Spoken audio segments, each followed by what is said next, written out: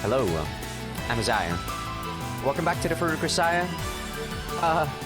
It's been a couple of days again since I last played this. I think more than a week actually. I think I said that after I finish Digimon Survive, I was gonna play this more regularly. But turns out, lo and behold, here I am playing Fire Emblem Fates. Sorry about that. Don't worry though. Unlike Digimon Survive, I'm not really streaming that, so I'm just doing that on the side while I have some free time. And like, I just took a look at the recording for the last episode, or the last couple of episodes. Because there were so many sex scenes, I had to split up the part really awkwardly. So the last episode was only 50 minutes or something. But don't worry though, this time I don't think I will be splitting it, and I will be splitting that. I can't believe that just happened. So I literally saved right after the sex scene, and it literally showed the sex scene CG for a split second, which I'll have to edit out. That was really awkward. But yeah, I still remember what happened. Sachi was trying to services or something like that. Before that though, I don't really remember what happened. I know that we blew up the school, and I think she is not really suppressing herself anymore. But I don't think a lot of stuff happened after that, right? Let's just continue and see what's going on. I actually don't remember much. Immediately after we made love, Sachi fell soundly asleep. But a little before midnight, she begins to stir in my arms. What? Up already?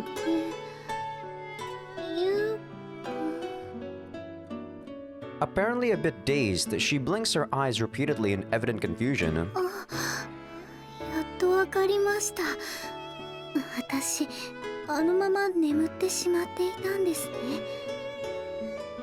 Yeah. Day's practically over by now though. You can just go back to sleep if you want. More or less. What about it?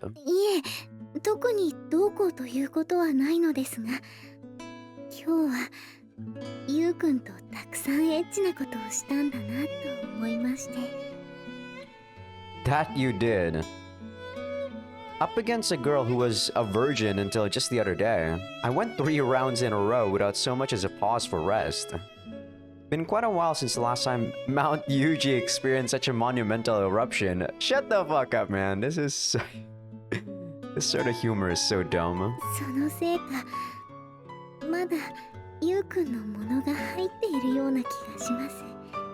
I wonder if people actually, like, you know, talk about this stuff after their first time. Or, you know, after not too long that they have sex. I don't know because I've never done it, but it's kind of awkward, I feel. You really have gotten lewd all of a sudden, Sachi.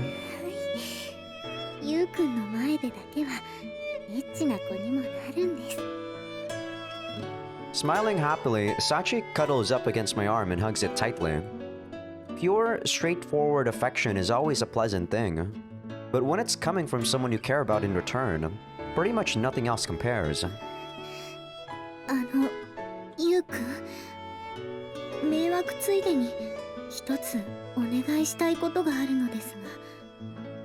Hmm? What's that? Oh, is she not gonna continue?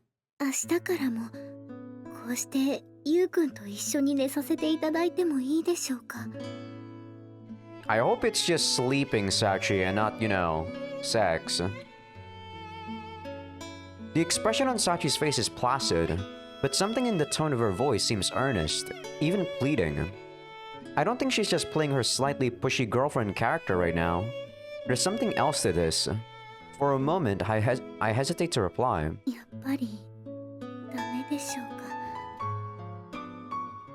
Damn, you kind of rarely see that expression on Sachi's face. That's like the crying face. Not really on the sprite, but you do see it there on the text box. Apparently a little unnerved by the delay, Sachi looks up into my eyes and presses for an answer. It's such a characteristic little gesture that I can't help but smile reassuringly back at her. No, fine by me. Sharing a bed's easy enough. ありがとうございます。ゆうくん。 Smiling in relief, Sachi slowly closes her eyes and nestles up against me.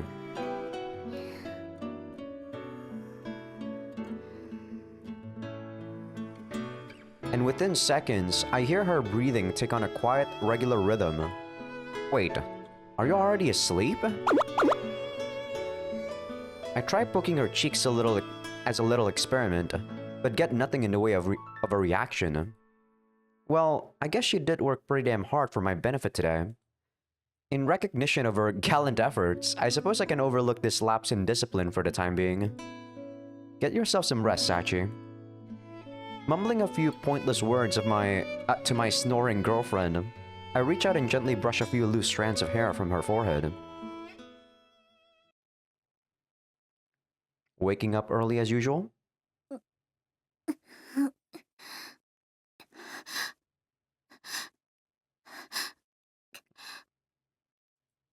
Early the next morning, I snap awake to the sound of someone breathing heavily a few inches from my ear.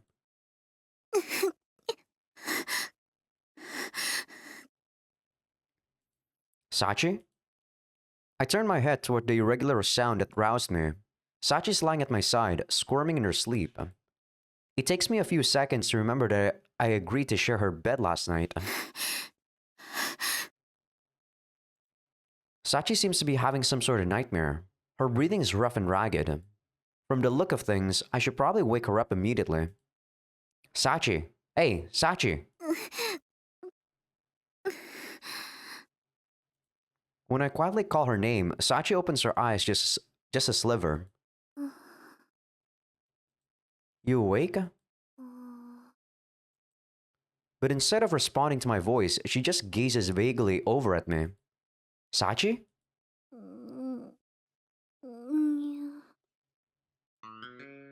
New, is it? I just gave her a considerate wake-up call, and now she expects me to play along with this cutesy sleepyhead act? Some nerve. Seems I've been too lax on the girl lately. Time to re-establish a little discipline. What's all this then, headmaid? You've forgotten your morning duties.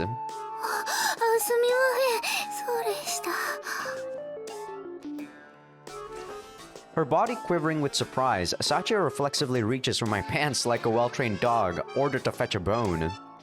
I respond with an instant karate chop to the crown of her head. With a dopey little yelp, Sachi's sleep-fogged eyes snap fully open. You finally conscious? Spare me your wah. If this was an NCO barracks, you'd be running 5 laps around the ground by now.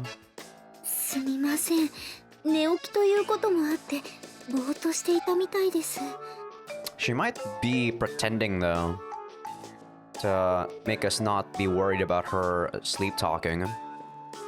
You were tossing and turning in your sleep. Have a nightmare or something?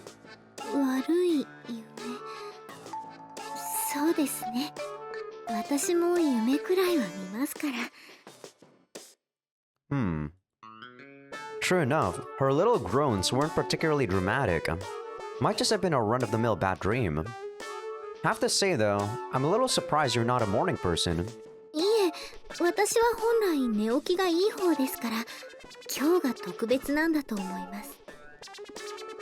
Oh, why is today any different?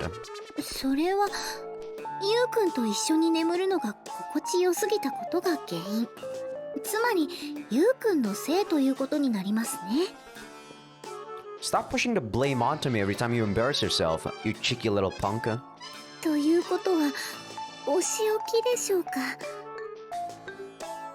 There's a vaguely expectant expression on Sachi's face as she delivers this line. Her newfound aggressiveness on this front reminds me pretty strongly of the pushy little kid she used to be. But at the moment, it's a little hard to celebrate. No, I think I'll pass. I don't dislike the whole Master of the Mansion role-playing. but I'm not enough of a lust-crazed monkey to start screwing first thing in the morning. つまり普段から禁欲を心がけることで1年ぶりに再会する遠距離恋愛カップルのように燃え上がれる、そういうことですね。Whatever. Sachi's always had a habit of clinging stubbornly to certain misconceptions, but the trend actually seems to be accelerating lately, in some very weird ways. Is this my fault?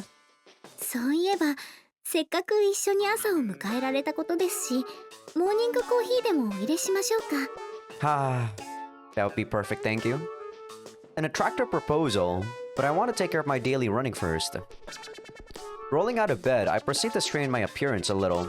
I actually drink coffee before I do my exercises. People say that caffeine is better, or you know, it's a stimulant to help you push yourself harder in exercises. While I don't really know if it's true or not, like, I don't think it makes too much of a difference for me. I think I will still stick to my routine. わかりました。そういうことでしたら私も準備を手伝わせていただきます。But yeah, I think what's going on is that Sachi's probably relapsing.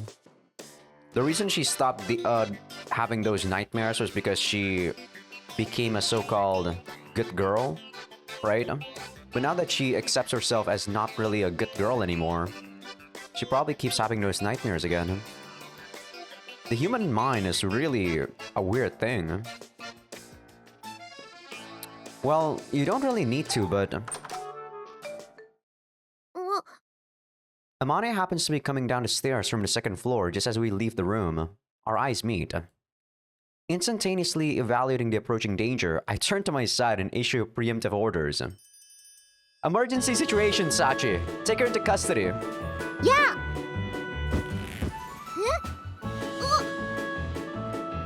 Sachi circles smoothly behind her target, binds her thumbs together with a bit of nylon cord, then pushes a knee sharply against the back of her right leg.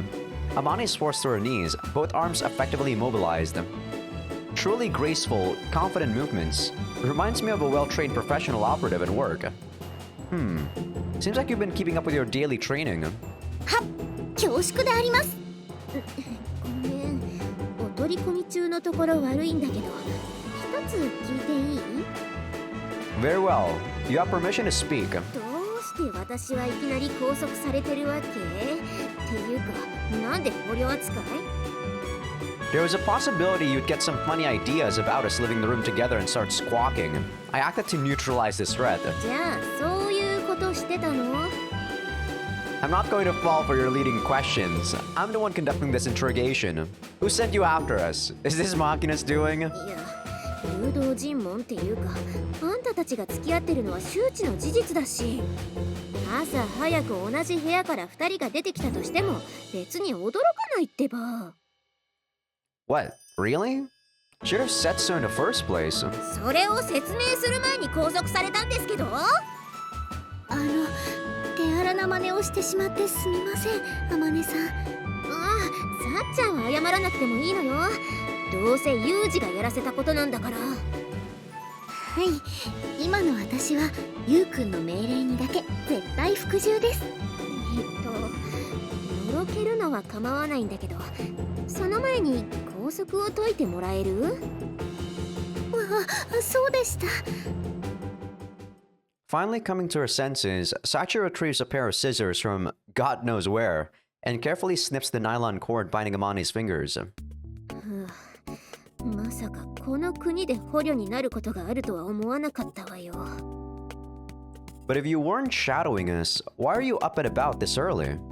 今日は商店街で朝市が立つのよ。だからそのための早起きってわけ。What? Just economizing on your food costs? Economizing? I think I'm saying that correctly. そうそう。朝市で売られる食材はいつも以上にお安くなるからさ。そういうことでしたら、マキちゃんのお世話は私に任せてください。ありがとう、さっちゃん。もしあの子が起きてきたら、用意しておいた朝ごはんを食べさせてくれればいいから。わかりました。では、そのように。それじゃあ私は行ってきます。With an energetic pump of her fists, Amane bounds out of the dorm in pursuit of her bargains. Well, can't let Amane make us look bad. Let's get ready. はい。 Is she joining us for the run? That afternoon, halfway through her routine laundry duty, Sachi begins to spread out pens and paper on the table. Getting some studying in while you wait? いえ、今年の夏休みは帰省するタイミングがなかったので、おじさんたちに近況を知らせるお手紙を書こうと思いまして。 Right. Now that you mention it, you were adopted by your dad's brother and his wife, weren't you? はい。おじさん夫婦は昔から優しい人たちでしたし、私のことを引き取ってくれた後も本当の家族のように接してくれて、いくら感謝しても足りないくらいです。 Their own daughter, huh? When someone ends up adopting a niece or nephew, problems of neglect and abuse are sadly common. True? But from JB's information, Sachi's aunt and uncle were decent people who'd never managed to have a child of their own. I guess she was fortunate in that respect. She's actually very fortunate, yeah. I've not, experienced, but I've seen countless people where adoptive parents are not really very kind. In that case, I guess there's no reason to sugarcoat it. Might as well tell them how you're really feeling. はい。学園に転入してきた男の子に日々女としての喜びを教え込まれている。 Maybe you'll omit that part. Good thinking. Maybe they'll send you a celebratory box of condoms. Celebratory? Celebratory? There must be a way to not make this word sound awkward. Celebratory? I guess? ドラッグストアに行く手間が省けますね。 Okay, this is a joke, right? もちろんです。そんなことを書いてしまったら、おじさん得意の通信空手の出番になってしまうかもしれません。Well, I did more or less get the sense she was kidding around, but you can never be too careful with this one. そんなに私の冗談は笑えませんか？ That's not it. I'm more concerned with what you're writing about me. それなら心配いりません。初恋の男の子と再会して幸せな毎日を送っていますと書きますから。 Your first love, huh? It honestly feels a little awkward to hear that, but it's hardly unpleasant to know that she had feelings for me even back then. But while we're on the topic of Sachi's past, there's something that's been weighing on my mind for a while now. Specifically, her mother. In a persistent vegetative state ever since the accident, she's still lying in that hospital bed. Sachi has to be aware of that fact, but she's never shown any intention of paying a visit, or even mention her mother in the present tense. I can't help but wonder how Sachi feels about her parents now. What she thinks about the cold way they treated her before the accident. That's one part of the story that's still mostly a blank. ゆうくんがそういう顔をしているときは、何か難しいことを考えているときです。 Okay, Sachi, mind if I ask you a serious question? それは私のお父さんとお母さんに関することですよね。 It's a statement, not a question. Sachi's expression is suddenly very serious. That's right. On the day we destroyed the school, you said they abruptly turned cold. Did something happen between you and your parents back then? 何があったというよりは、逆に何もなかったのが問題だったんだと思います。 Nothing happened. はい。私があの公園でゆうくんと出会うまでは、お父さんもお母さんもとても優しかったんです。でも、お父さんの実家の工房がテレビで取り上げられたことをきっかけに、私の家の仕事も急に忙しくなって、仕事の手を止めて私の話を聞いてくれたり、休日になれば一緒に遊んでくれるというようなこともなくなり、金型を作る機械の音が一日中鳴り響く家で一人ご飯を食べるということが多くなりました。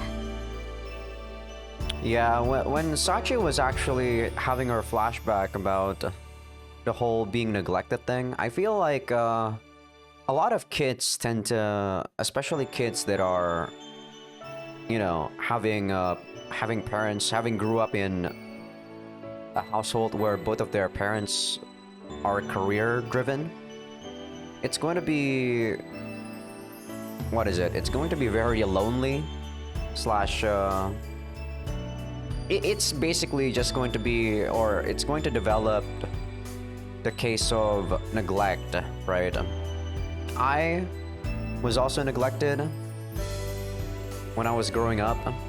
It was kind of worse off for me since my mom died when I was 7 years old, so it kind of felt like I didn't really understand empathy all that well.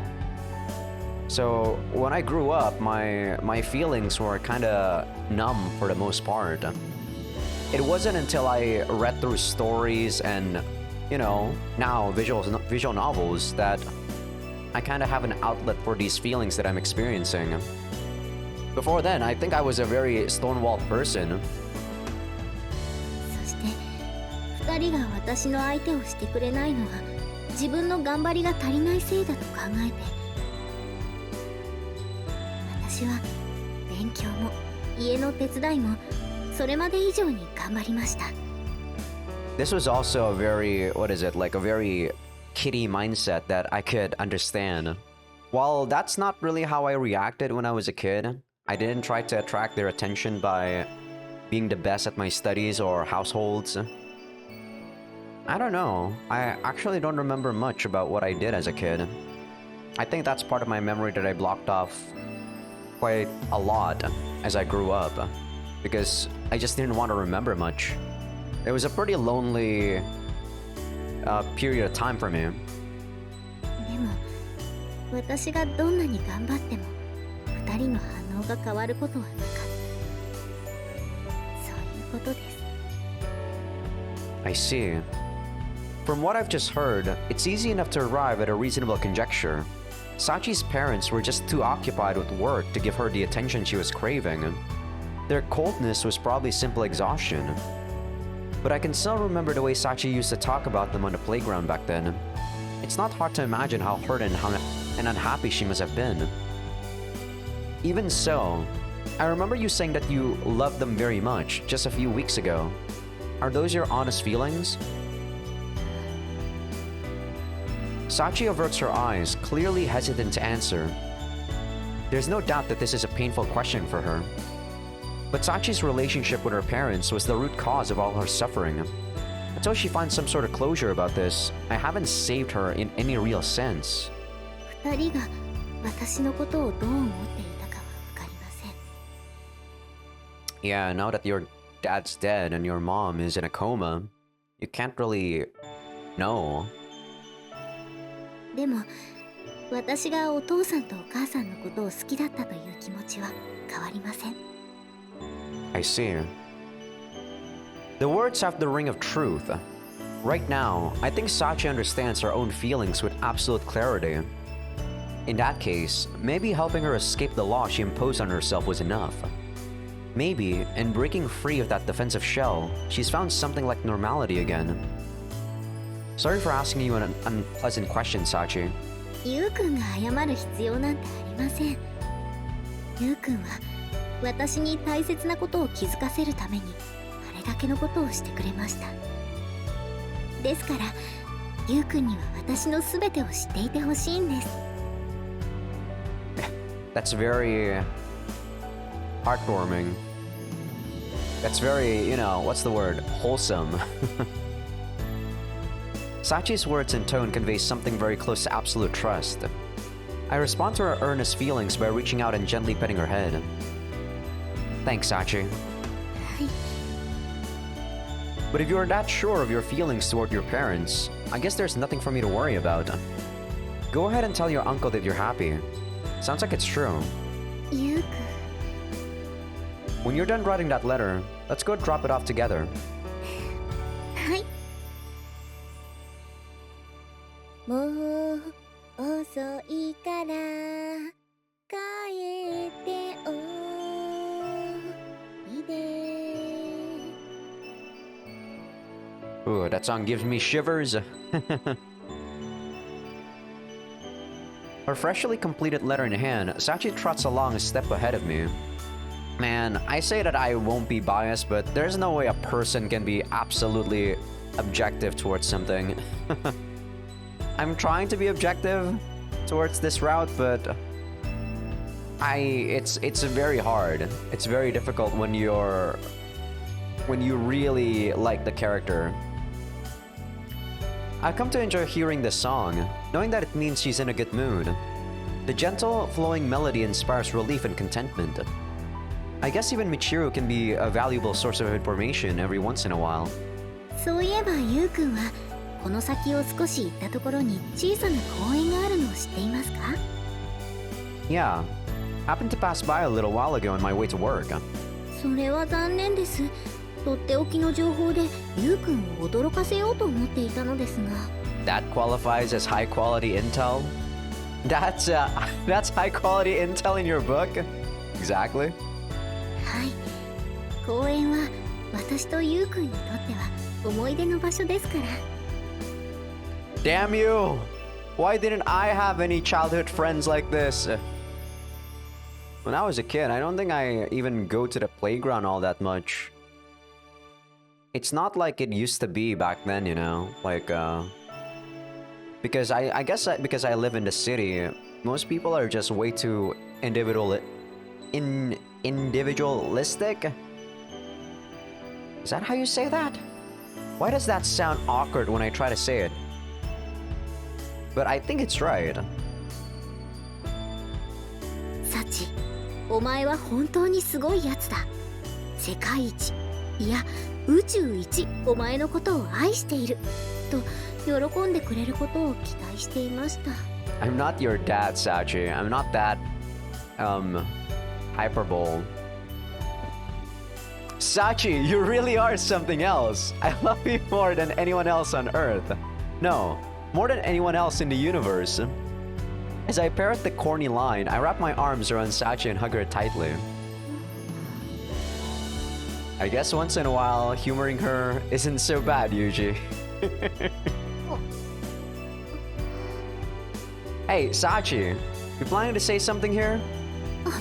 すみません。あまりの嬉しさに思わず呼吸が止まってしまっていました。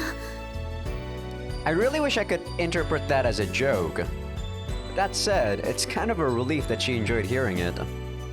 I've been fully prepared for the possibility of something like, I was only joking, Yukun. That's rather nauseating.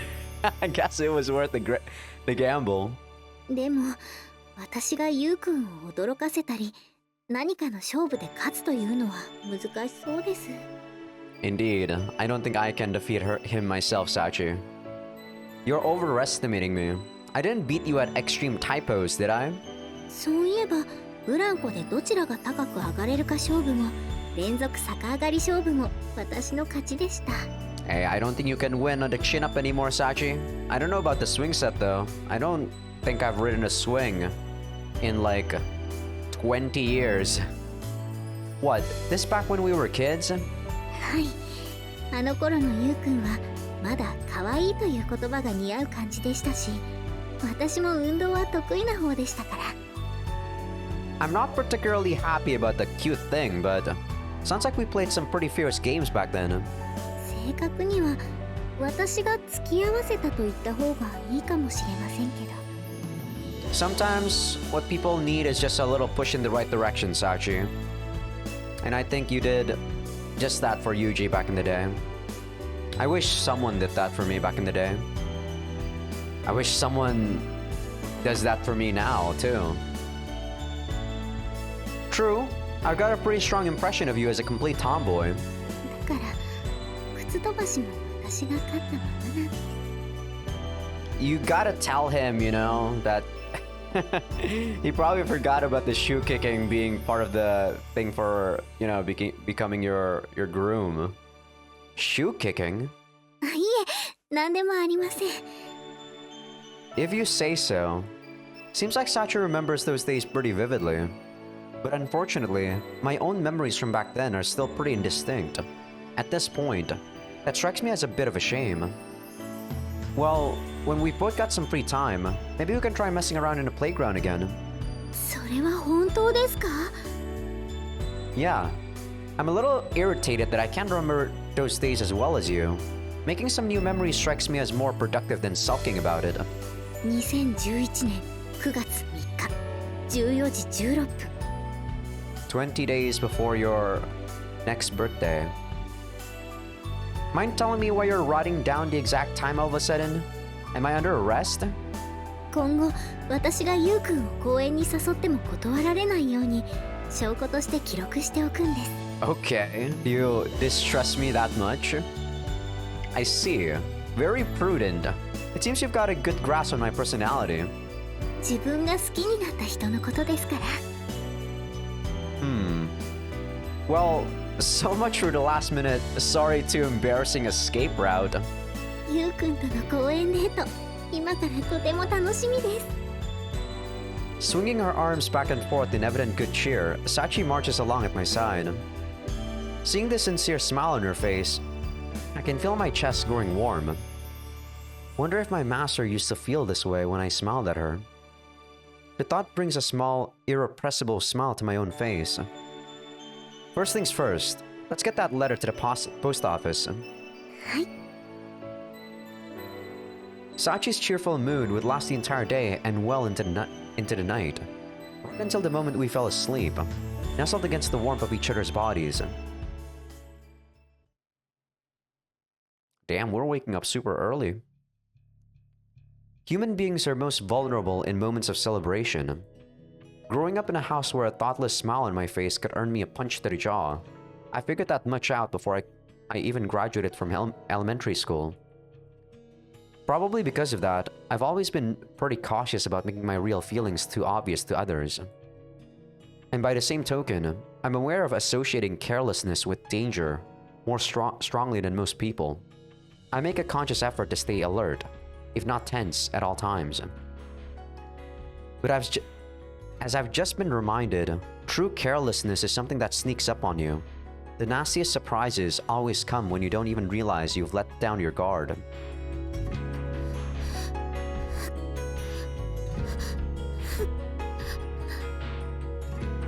Jerked involuntarily out of a light sleep, I hear harsh, gasping breathing nearby. It doesn't take long for me to realize that it's Sachi. I instantly reach over and shake her trembling body. Sachi! Wake up, Sachi!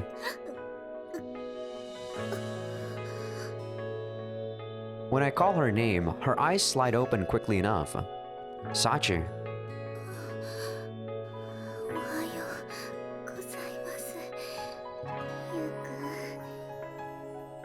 And a few moments later, she responds in a sluggish voice, a voice tinged with genuine exhaustion, rather than typical morning lethargy. This has become a familiar pattern lately. Another bad dream? そうみたいです This was my point of carelessness, Sachi's nightmares. The first night I spent sharing a bed with Sachi became the first morning I saw her groaning in her sleep. Hardly a problem in itself, but since then, she's been having these nightmares practically every day. And with each passing morning, her suffering seems to be growing worse.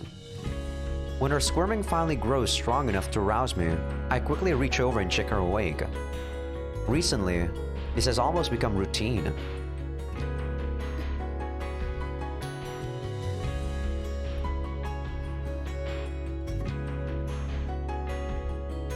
I thought there would be like 3 breaths, but I only hear 1. Sachi closes her eyes and waits motionlessly for her breathing to grow calm. Is your throat dry? Need something to drink? はいそれは大丈夫です Slowly sliding off the bed onto her feet, she makes her way directly to my bathroom.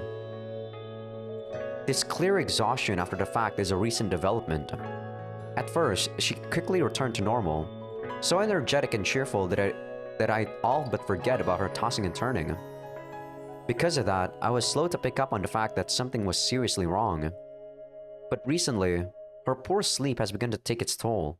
In the last few days, she's been noticeably absent-minded and inattentive, frequently spacing out at random moments. 顔を洗ったらすっきりしました Sachi returns from the bathroom a few minutes later, looking slightly more awake. Can you remember what the dream was about today? はい。見たくない夢を見たという感覚はあるのですが、内容はよく覚えていません。I mean, sometimes that happens to me too, but at this point, I do believe that she's lying though. I see. This response is familiar as well. Sachi is aware of the nightmares, but so far, she hasn't been able to remember the specific details after waking up. I mean, maybe it's just me being, you know, skeptic that she is probably lying here, but I do think she at least remembers this feeling of recalling the nightmare back when she was younger, right? それより、もうすぐゆうくんがランニングに出かける時間です。Or maybe the contents of the dream itself is already changing. Yeah, but 私のことなら大丈夫です。ゆうくんはいつもの日課をこなしてください。Sachi. 私はその間に朝ごはんを作ってお待ちしていますから。Alright. When Sachi's like this, the world's longest lever couldn't budge her. Trying to push the issue wouldn't be productive. Reluctantly, I leave my room and head out for my run. Nightmares, huh? Alone on the rooftop of the dorm, I muttered a word to myself. Sachi's gone out shopping for daily necessities. Finding myself with a little free time on my hands, I wandered up here to think things over. Mental exhaustion is a hell of a lot harder to deal with than the physical kind. Doesn't always show in the face. Sachi told me she was quite alright, and it didn't look like she was consciously telling a lie. But that just means the girl isn't fully aware of what these nightmares are doing to her. If anything, that makes the situation all the more troublesome. I need to take action quickly. Bad dreams occur more often when there's something weighing on your mind. This constant barrage suggests Sachi's deeply troubled by something on a subconscious level. To resolve this cleanly, I need to identify the specific cause of those nightmares. But given that she can't provide me with any information on their content, I don't have many clues to work off. I'm not sure where to begin. あまねの無駄にでかいあの胸には一体何が入っているんだ。 The hell? Rudely pulled out of my ruminations, I turned toward the unexpected interloper. Makina standing a few feet behind me with a shit-eating smirk on her face. どう私とお兄ちゃんのシンクロ率に驚いた I don't think I would usually think about that, Makina, but okay. Yeah, synchronization rate approximately 2%. Astounding in a way. そんなの全然嬉しくないのよさ。 Oh, I hit my glasses when I was drinking. Sorry about that. I hope you guys didn't hear it. Well, what are you doing up here? ジュースを買いに来たらお兄ちゃんの姿が見えたからちょろっと吹き替えをやってみただけなのよさ。 She said that I see you when I'm trying to buy my juice. Damn you, translation team! That a fact? そういうお兄ちゃんこそ何してたの？もしかして習ってた最中？ I don't know what that is in Japanese. Or in English, what the hell is navelin? I'm going to guess she means navel gazing. I also don't know what that is. Not really. Just thinking about something. 考え事？ユミちゃんのパソコンの壁紙が何の画像になってるかとか？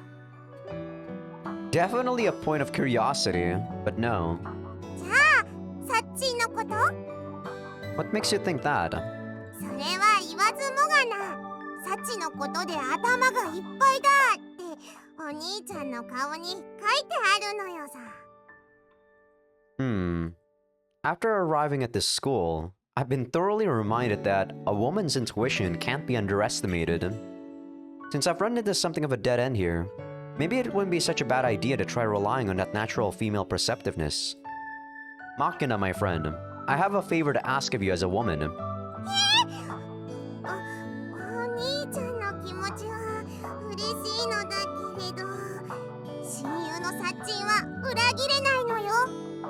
I'm not trying to have sex with you, Machina. Are you misunderstanding something here? サッチンがやらせてくれないから、ここはぽっこりお腹の出番だなとか、そういう話じゃないの？ Sorry to ruin your I can't. I'm not even sure what the fuck I was trying to say. Sorry to ruin this spectacular fantasy, but I'm not looking for sex with anyone other than Sachi. だとしたら、私に独身術は早すぎたようなのよさ。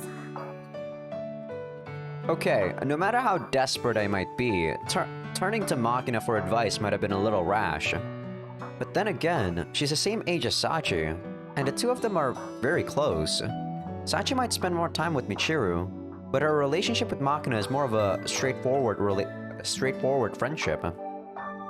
In other words, there's a decent chance the girl has the information I need. Alright, Machina, allow me to rephrase that. I have a favor to ask of you as Sachi's best friend. なんか急に顔がマジになってるけど、何が聞きたいの？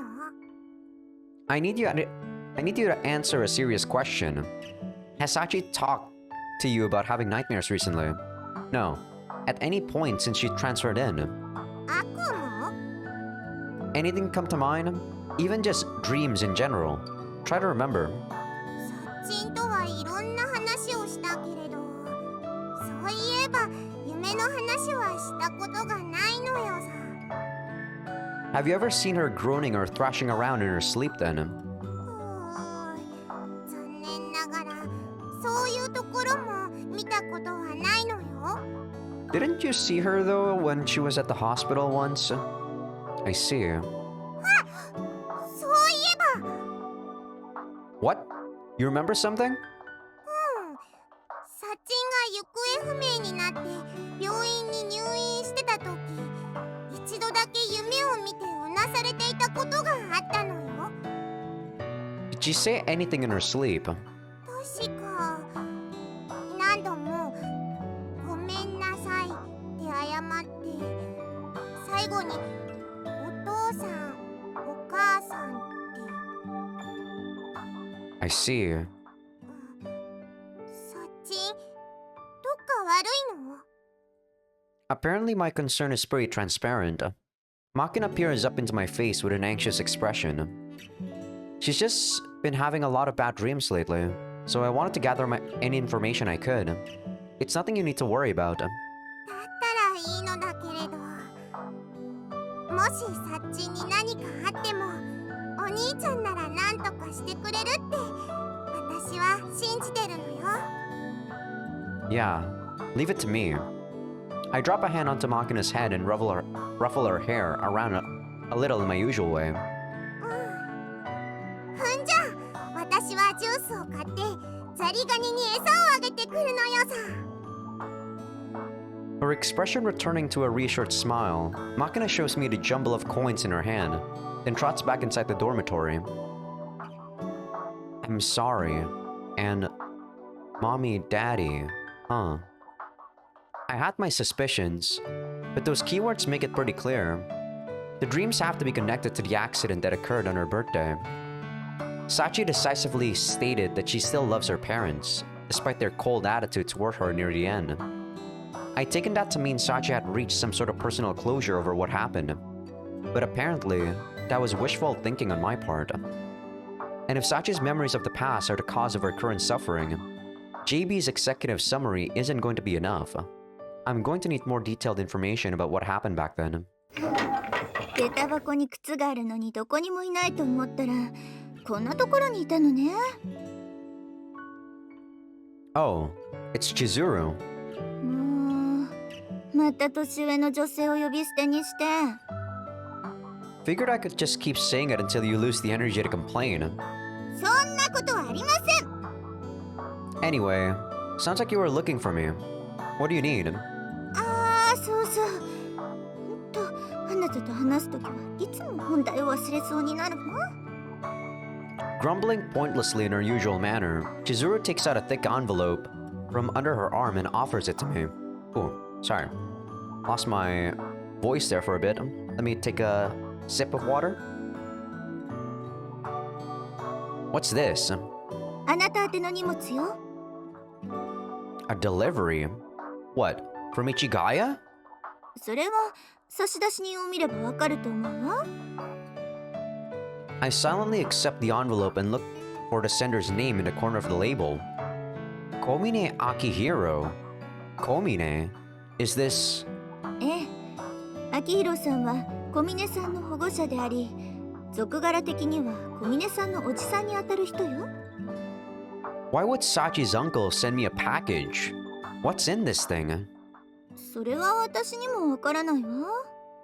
私はただそれを風見くんに渡して伝言を伝えてほしいと頼まれただけだから。A message? 荷物のことで話したいことがあるから、もしよければ電話をかけてほしいって。Sends a package to someone he's never met, and now he wants a phone call too? I don't get it.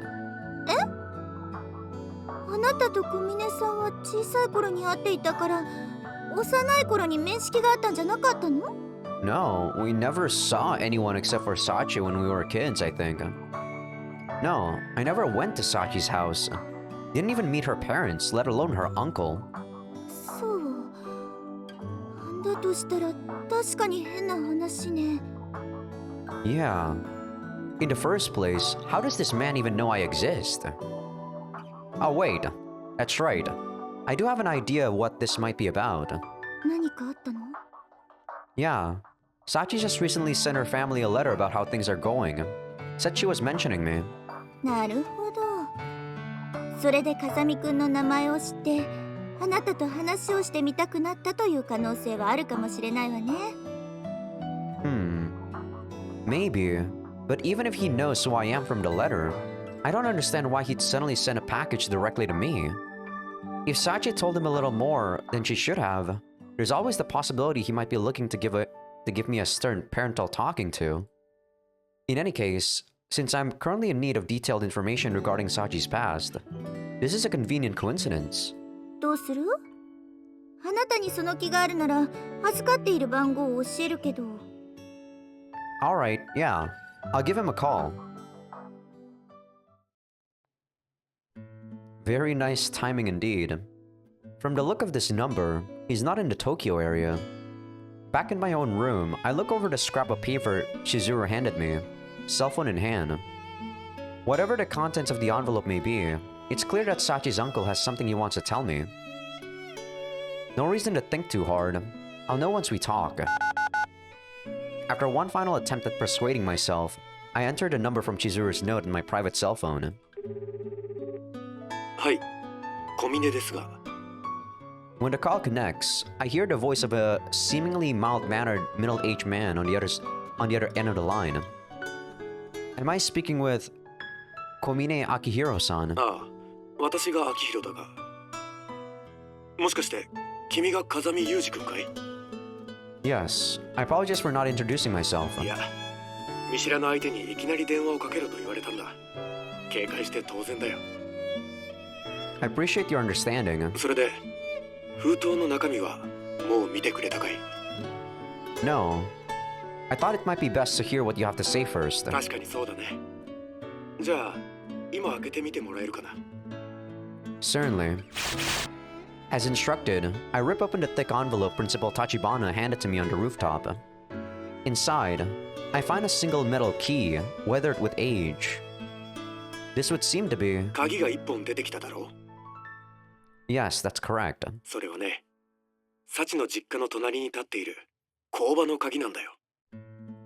The workshop. それを君に託したいと思ってね。I understand what you're saying, sir, but why would you give this to me? ああ、これはすまない。まずはそれを話すのが先だったね。I'd appreciate some clarification, yes. 私はね、風見くん、この前届いた手紙を見て驚いたんだよ。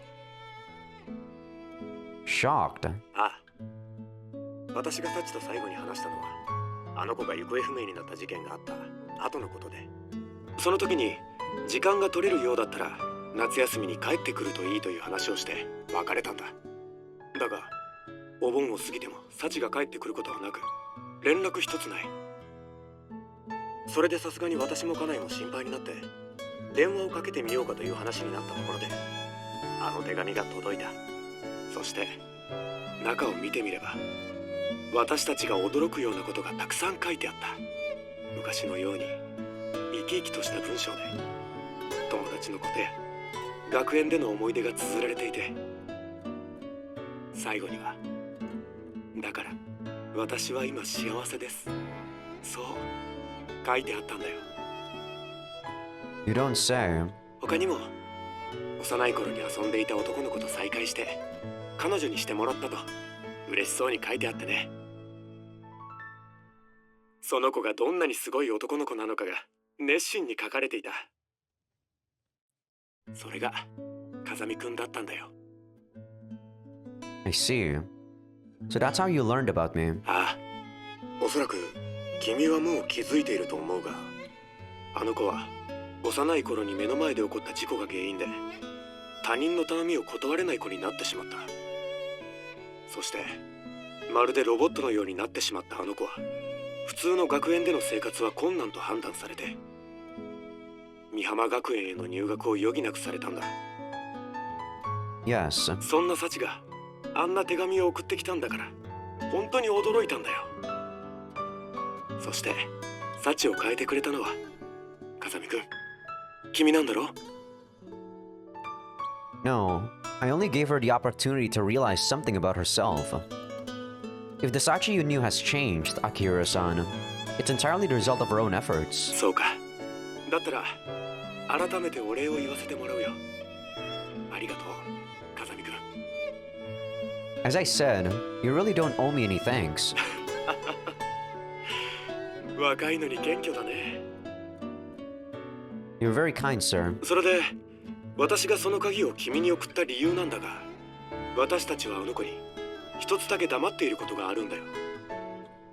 Is that so? ああ、あの子を襲った事故が起きたのは10歳の誕生日の日だったということは知っているかい？ Yes, she's told me that much herself. それなら話が早いんだが、私が君に送った鍵はその日幸の母親のポケットの中から見つかったものだ。 Did you have the key to their house as well? いや、二人のポケットから見つかったのは工場の鍵だけだった。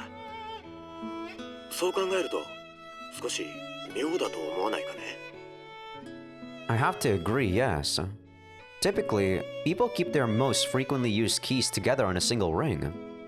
And since her parents had left the house presumably planning to bring their daughter back home, grabbing the key to their workshop doesn't really make sense. 私は事故が起こる1週間前に弟の家を訪ねていたんだが、その時弟がこんなことを言っていたんだよ。もうすぐ兄さんをびっくりさせるような報告があるんだってね。 Your jaw drop. 結局それが何なのかは聞けずじまいだったが、弟は工場で何かをしているようだった。 Are you saying you haven't entered the workshop yourself since the accident? ああ、見ていない。 Excuse my saying so, but why not? 君は幸と両親の仲がうまくいっていなかったことは聞いているかい？ Yes. From what she's told me, the family business was featured on television. Things became very busy, and they stopped paying much attention to her. その通りだよ。私は家内の家に婿養子として入ったから何の影響もなかったが、もともと兄弟の中でも筋の良かった弟のところには注文が殺到してね。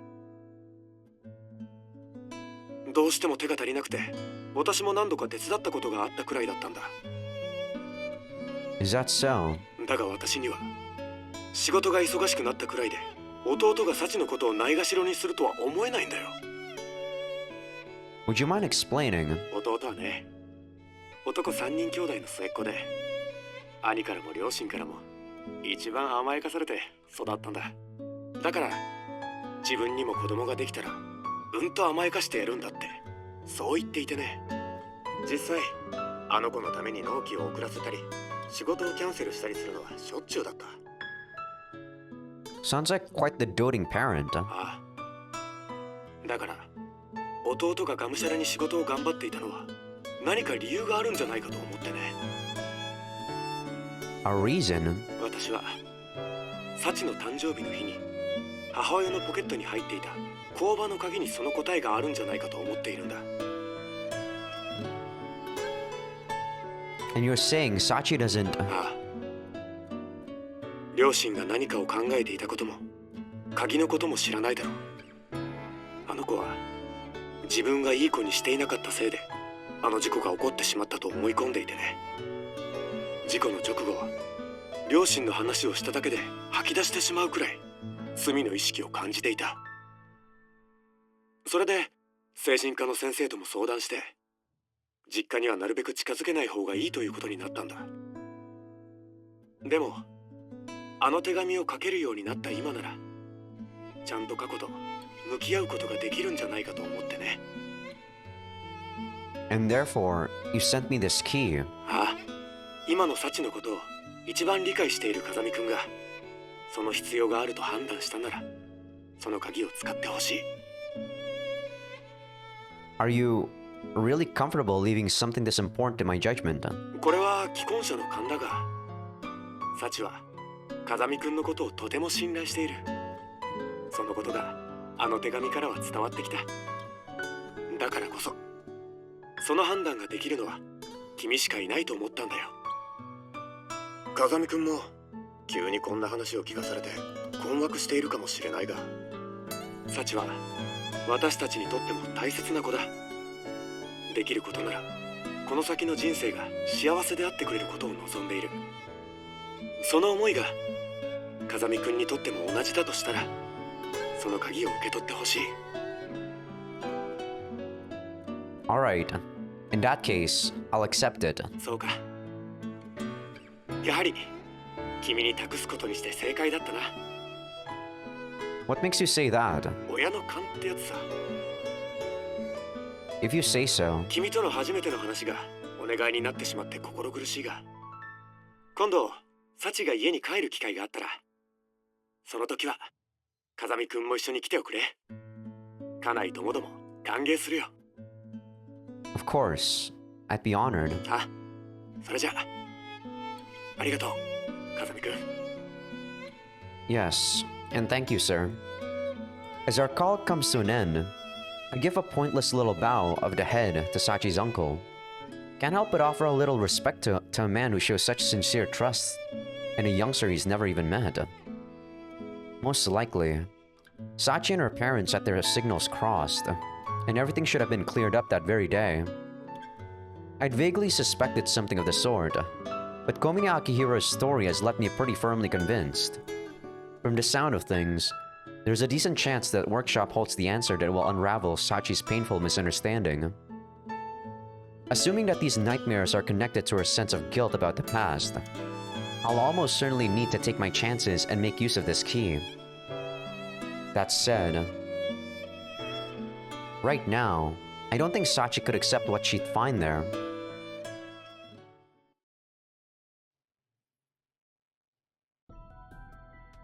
My dreams are always the same, but not today. Today, I dreamt of a girl in a small, dim room, weeping and wailing. When I squinted my eyes against the darkness, I realized that the girl cowering on the floor was Sachi. Sachi, but not the Sachi I know. Her legs were locked in thick chains, binding her to a massive ball of iron. She couldn't stand, couldn't even drag herself along the rough floor. Even so, she struggled and squirmed, desperately trying to escape the heavy fetters biting into her flesh. But no matter how hard she tried, the cold iron wouldn't yield. Every twist and turn only brought more anguish. In the end, she stopped trying. Sachi was sealed in that gloomy prison with no chance of escape, and I was powerless to help her. I could only watch her, exhausted and hopeless, slowly wasting away.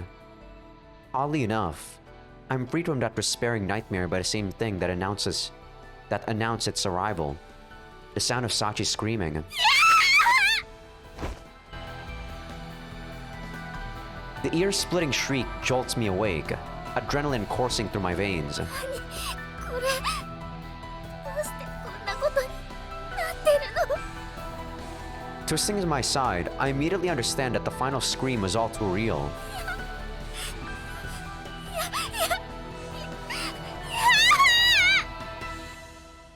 Sachi's curled up in a tight ball under the blanket, clutching at her arms as if to embrace herself.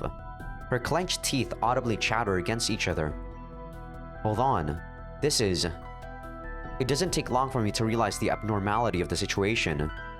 Sachi admitted that she's been having nightmares lately, and I knew they were leaving her dispirited and exhausted. As of yesterday, the situation didn't seem like an outright emergency, but these symptoms are all too clearly something else entirely. She's experiencing pain and terror well beyond what a mere bad dream can offer.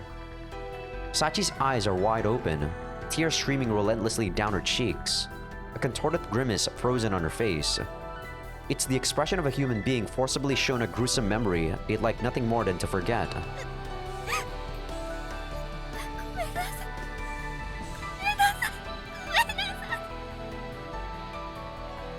Even as these alarming thoughts run through my head, Sachi continues to grind out apologies like a broken wind-up toy. Damn. I don't know exactly what she's seeing right now, or what triggered her to suddenly enter this state. But whatever the answer to those questions may be, I can't allow this to continue even a second longer. Seizing on that one firm conviction, I lift Sachi's body off the bed. Hey, Sachi! Wake up!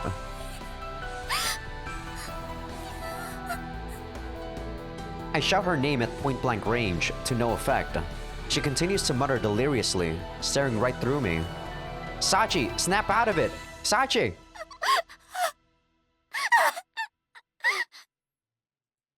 Even when I shake her by the shoulder almost too vigorously, the light doesn't return to her clouded eyes. God damn it! What do I do? How do I make her hear my voice? In the end, only one thing comes to mind. Wrapping my arms around Sachi, I envelop her in a gentle hug. It's alright. It's alright. Keeping my voice as calm as possible, I whisper reassuring words in her ear, just like my master used to do for me. Using the simple warmth of my body, more real than words can ever be, I speak directly to Sachi's heart.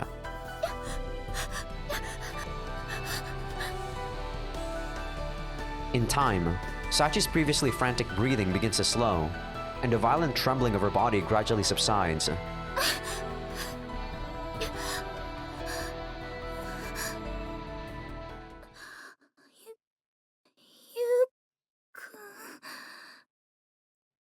Finally regaining her consciousness, Sachi looks up at me with the eyes of a disoriented child. You alright, Sachi? You were having a nightmare until just a second ago. A pretty terrible one.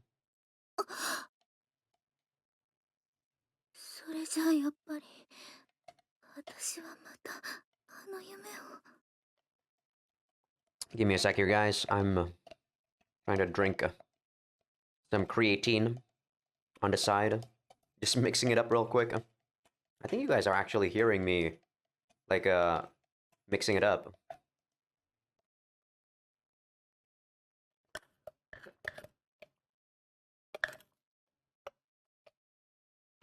I wonder if I drank it all. Feels awkward. Usually there's like a bundle down in the water, but there's no bundle here. That dream. いえ、なんでもありません。それより、ゆうくんにお見苦しいところをお見せしてしまいました。小峰幸、一生の不覚です。 When I try to prod the conversation forward, Sachi avoids the subject with a forced attempt at humor. というわけで、ちょっと顔を洗いに。 Hold it, Sachi. I reach out and catch Sachi's arm as she tries to flee. What's torturing you like this? 苦しめられているなんて大げさです。また、ちょっと怖い夢を見ただけですから。 The girl's doing her best to put up a tough front, but she's still too visibly shaken for it to be halfway convincing. That's a lie. The way you were screaming just now, that wasn't just a bad dream. I'm thinking it was a PTSD attack. You going to tell me I'm wrong? ぱりゆうくんに隠し事はできませんね。Mumbling resigned words in a right tone of voice, Sachi turns back to face me, then slowly lowers herself to a sitting position on my bed. In other words, I was on the money. はい、私の場合は過去を追体験するフラッシュバックという症例に該当するそうです。初めてお医者さんに診てもらった時、そう言われました。I see. This is one of those times where being right isn't particularly pleasant. I've been so damn pleased with myself for saving Sachi, self-centered as it may be. This feels like some cosmic slap to the face. Like someone's telling me, you haven't saved anyone yet. There's a sharp, bitter stab of pain somewhere deep in my chest. すみません。私、ゆうくんに嘘をついてしまいましたね。No, you don't need to apologize for that. I understand that she couldn't bring herself to volunteer the truth out of concern for me. To criticize her for that, you'd have to be an oblivious asshole or a genuine sadist. But I do want to know what's making you suffer like this. それは。Stopping in mid-sentence, Sachi lightly bites her lower lip. From the expression on her face, just thinking about it must be enough to send some painful images flashing through her head. ゆうくんは私の誕生日に起こった事故のことを知っているんですよね。I know what they wrote in the reports at least, not much more. From what I read, a drunk driver ran a red light on the road outside the park where the two of us used to play, hitting your parents at full speed. はい。その結果、全身を強く打ったお父さんは即死。そしてお母さんは Survived, but fell into a persistent vegetative state. She's still hospitalized to this day. はい。その通りです。Are you telling me you've been reliving the precise moment you witnessed that accident over and over? そうなんだと思います。ゴムが焼ける嫌な匂いも、いつまでもアイドリングを続けるトラックのエンジン音も鮮明に感じられますから。でも私が本当に怖いのはたった一つの言葉なんです。 A word? はい。トラックにはねられた直後、お母さんにはまだ意識がありました。そして自由に動かなくなった体を懸命に動かして顔を上げると、すっかり足がすくんでしまっていた私にお母さんはこう言ったんです。サチ、どうしてって。それは私にとってとてもショックな言葉でした。どうして今日はお家にいてくれなかったの？どうしてもっといい子でいてくれなかったの？私たちがこんな目にあったのは全部あなたのせいなのよ。そう言われているような気がして。だから私が病院のベッドで目を覚ました後、お母さんが助かったと聞かされて、最初に怖いって思ってしまったんです。本当ならよかったってそう思うはずなのに。もしお母さんが目を覚ましたら、その口から私を憎むような言葉が出るんじゃないかって。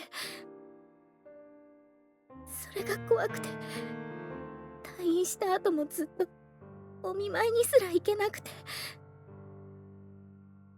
お父さんやお母さんから恨まれないような子に少しでもいい子にならなくちゃって、そう思って。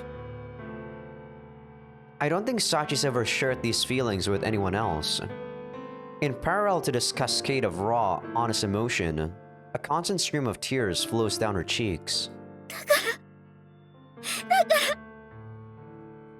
That's enough. As words finally fail her, I embrace her trembling body. I'm sorry for making you talk about something you didn't want to remember. いえ、私の方こそすみません。でも、もう少しだけこのままでいさせてください。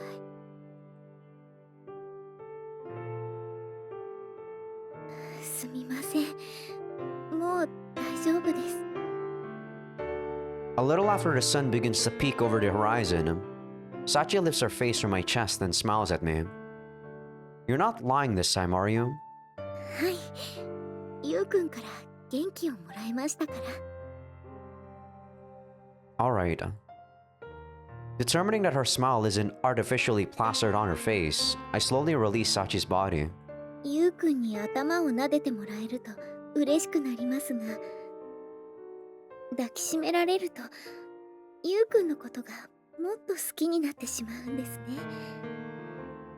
This blatant attempt at flattery isn't going to earn you any head petting. 頭を撫でてもらい損なったのは残念ですが、お世辞じゃありません。まごうことなき真実です。That a fact. はい。Feeling the warmth of the person you love is a comfortable, calming thing, enough to make you want to forget all the rest. That said, I can't just let the discussion from before drop.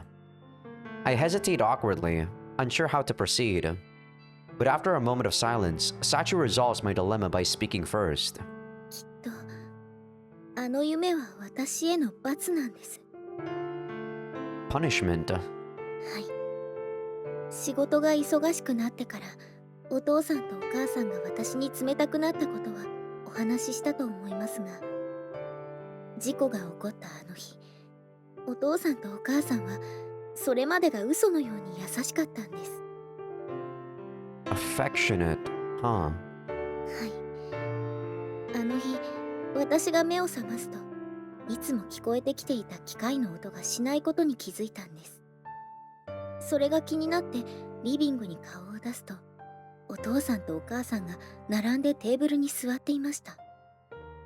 そして、今日はサチの誕生日だからみんなでお祝いしようと、そう言ってくれたんです。私はその言葉に驚きました。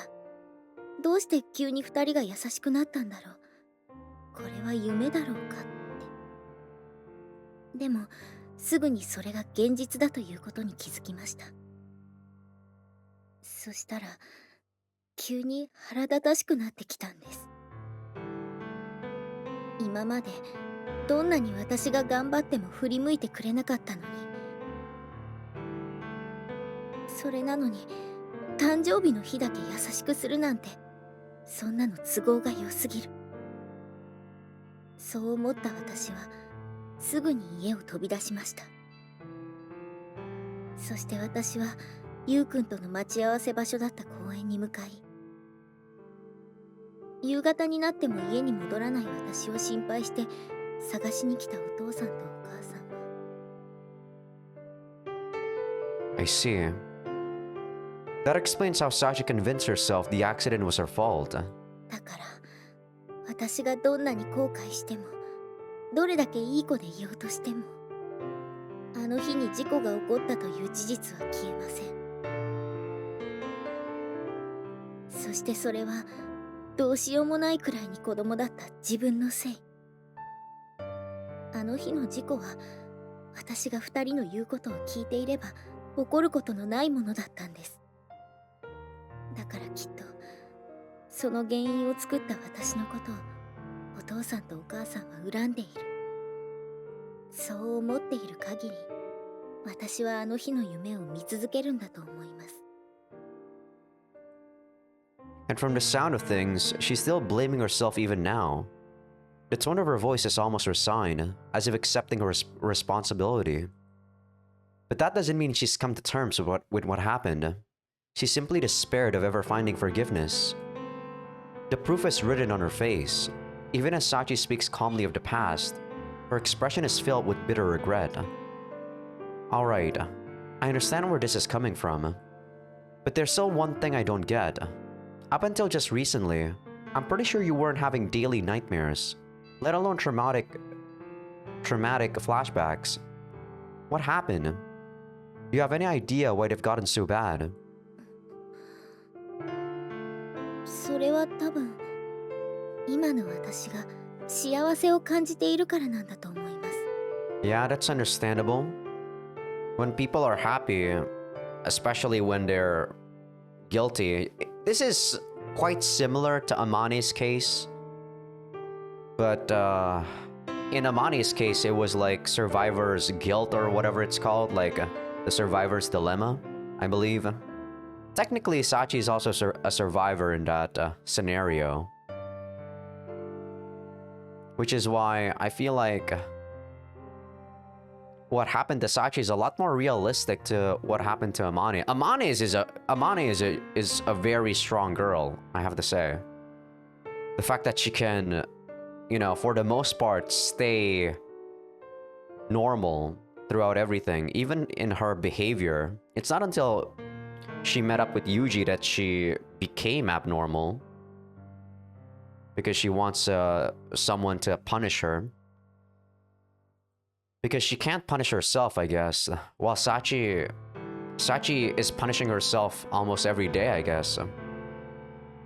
私がフラッシュバックに悩まされていたのは事故の直後がほとんどで、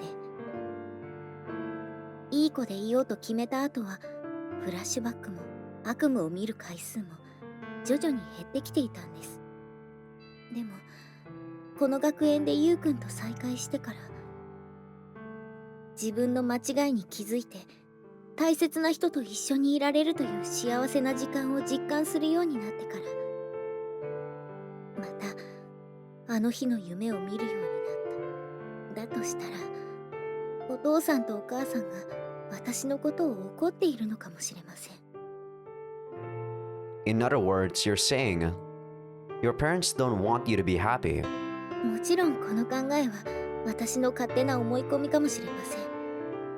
でも自分たちはこんなに苦しんでいるのに、どうしてお前だけが笑っているんだ。自分のわがままで家族の幸せを壊した張本人が幸せになっていいのか。あの日のことを忘れるな。そう言われているような気がするんです。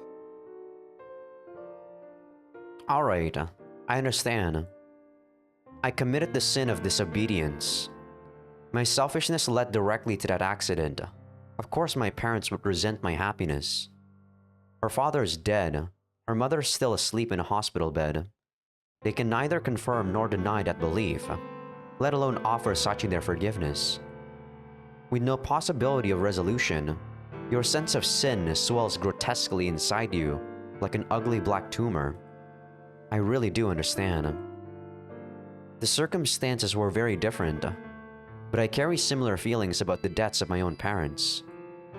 Unless you know a way to turn back time, the debts you owe the dead can never truly be repaid. They can never accept your apologies or excuses. Sachi too realized that harsh truth. Desperate to escape the torture of her flashbacks, she reduced herself to a shell of a human being. Numbing her own feelings, she overwrote her identity with that of the good girl. And it worked. The nightmares left her. But thanks to my meddling, Sachi's returned to normality. Once again, she's defenseless against her dreams. It makes sense. There are two specific elements that contribute to these awful nightmares. First, Sachi never had the chance to hear her parents' explanation for their cult behavior. And second, she continues to believe, on some half-rational level, that the accident was her fault. Her guilt and fear of her parents' hatred feed off her own happiness. In other words, if she wants to stop seeing these nightmares, she has to stop being happy. Sachi seems to have half convinced herself that suffering like this is just the price she has to pay, but I'm not enough of a masochist to accept that. I'm not about to put up with the girl I love being miserable. No, forget not miserable. If at all possible, I want her to be the happiest person in the damn world. I think that's only natural. And precisely because I carry a burden similar to hers, I might be able to teach her a thing or two. Our burdens may be similar, but we're carrying them very differently. There's no reason to let your sin chain you to the ground. There's no need to lock yourself up in a dark room forever. It doesn't do anyone any damn good. And most of all, if I'm not mistaken, Sachi has an obligation to become happier than anyone else. Sachi, are you really alright with that? Are you really satisfied with this? Tortured by nightmares, living every day in terror of your mother's words. それは Caught off guard by my challenge to the status quo, Sachi casts her eyes down in bewilderment. She can't find the words, but the answer is written on her face. Of course I don't want to see the nightmares, but there's nothing I can do. Personally, I don't think there's any reason you need to be tied down by the past any longer. 過去に縛られる必要がない。 That's right. Keeping that in mind, I'm going to tell you a way to get rid of those nightmares that are giving you so much trouble. What you do with that knowledge is up to you.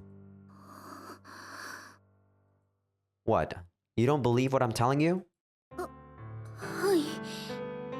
私が過去に縛られる必要がないってゆうくんが考えているだけでもびっくりなのに、悪夢の解決方法を教えるだなんて。 Guess it might be hard for you to believe, having lived with that guilt for so long. That said, I really don't think you need to drag it around anymore, and I'm not lying about knowing a way out. じゃあ本当にそんな方法が。 That's right. There's only one thing for you to do about these nightmares. Kill the source.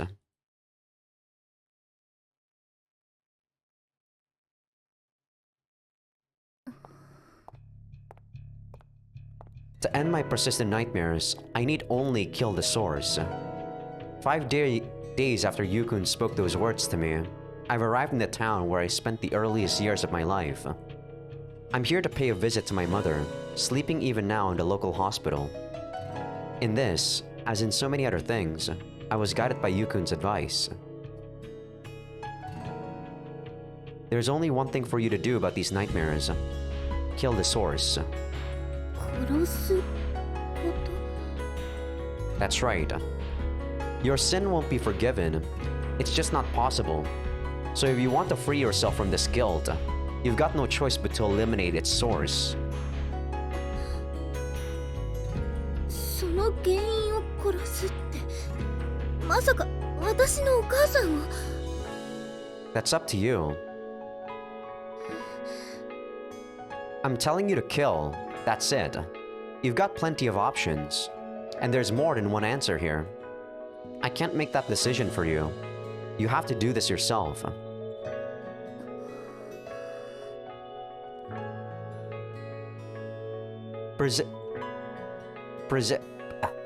How do you say that word? Presented with this new problem. I think that's how you say that. I begin with a serious consideration of the word kill. Interpreting it literally, he was telling me to deprive someone of their life, to cause death. From there, I could find only two plausible answers. The first, as had immediately occurred to me, was to kill my mother. The second was to kill myself, to end my own life. But even now, I'm not confident that I correctly identified the options of which Yukun spoke. True, killing my mother might put an end to my fear of her final question. And if I die, I'll no longer even be capable of suffering or feeling guilt. But fundamentally, I can't help feeling that the act of killing itself is a very extreme way of approaching these problems. Killing my mother would make me a criminal, and killing myself would mean leaving this world behind. In either case, of course, I could no longer be with Yukun.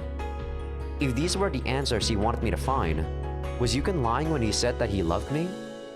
My thoughts ran in circles. Before I knew it, 5 days had flown by, and I was no closer to an answer. In the end, Yukun was unable to hold his silence. No matter what decision you're going to make, you should see your mother first. I think you're capable of that now, Sachi. It's only been a few hours since he spoke those words.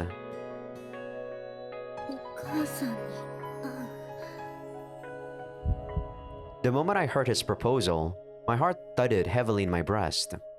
Since the day of the accident, my mother has never spoken, never opened her eyes. She's been reduced to a living symbol of my indelible sin. That's the first time I saw that. And if mom really does resent me, she might not even want to see my face.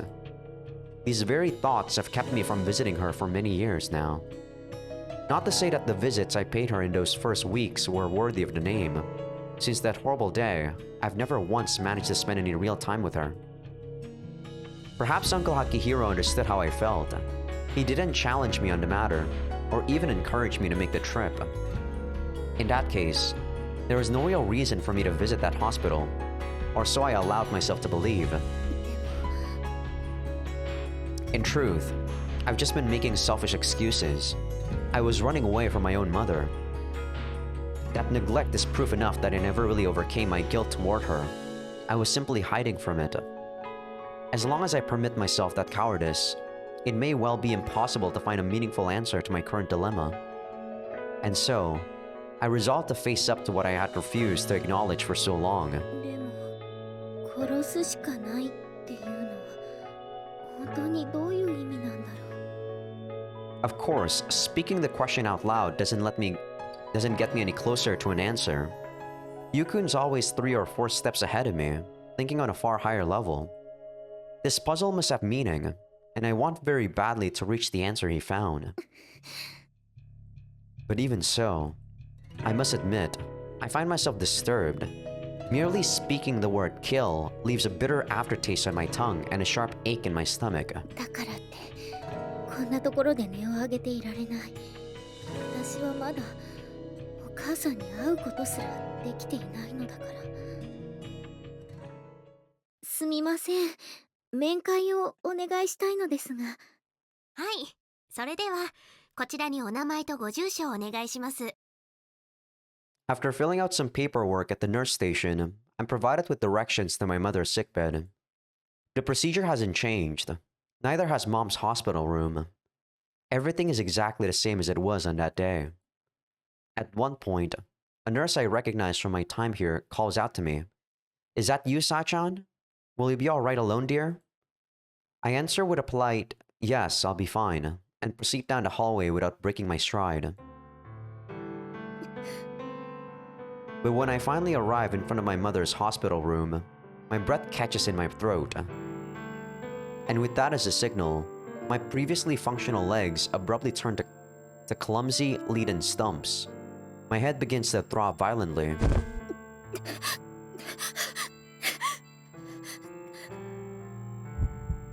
It's been many years now. Maybe it won't hurt like it did back then. I was a fool to believe such nonsense for even a moment. My body knows that something painful waits behind that door, and it's not shy about registering its objections. Mom's anguished, bloodied face flashes unbidden before my eyes. Before I know it, I've begun to hyperventilate.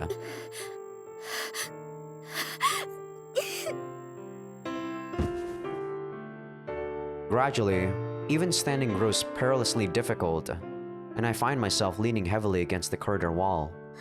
ちょっとさっちゃん、大丈夫？はい、大丈夫ですから。わかったわ。でも無理だと思ったらすぐに人を呼んでね。ありがとうございます。 Apparently sensing something of the desperation I feel from the expression on my face, the nurse kindly withdraws. To tell the truth, I don't even remember what I said to her just now. Just keeping myself conscious is taking every ounce of my effort I can muster. 大丈夫。大丈夫だから。 Trying very hard to convince myself of that, I forcefully throw open the door of the room, letting the momentum carry me stumbling inside. Instantly, my eyes find my mother's face, peeking out from above the sterile white sheet covering her lower body.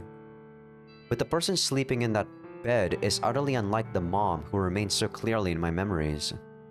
Her cheeks are thin to the point of emaciation. The color of her skin is as pale and waxy as that of a corpse.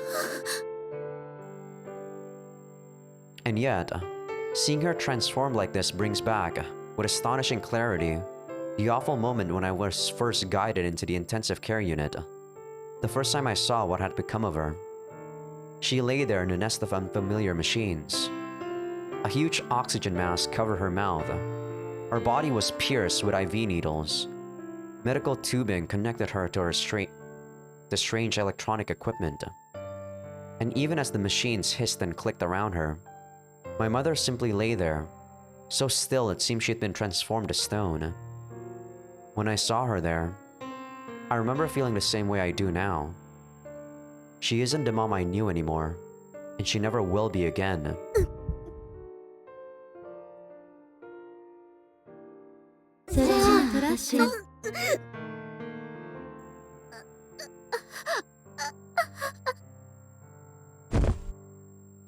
The words echo forcefully through my head, as though someone's drilled a hole in my skull and whispered them directly into my brain. Cold sweat seeps from my forehead. My stomach begins to contract spasmodically, with an ominous creaking growl.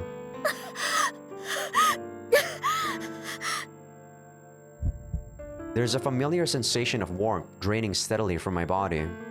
It's the same chill that usually accompanies the onset of my flashbacks.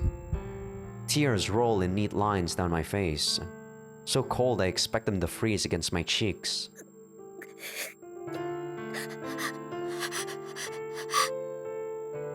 It's fortunate that I didn't eat anything before this trip.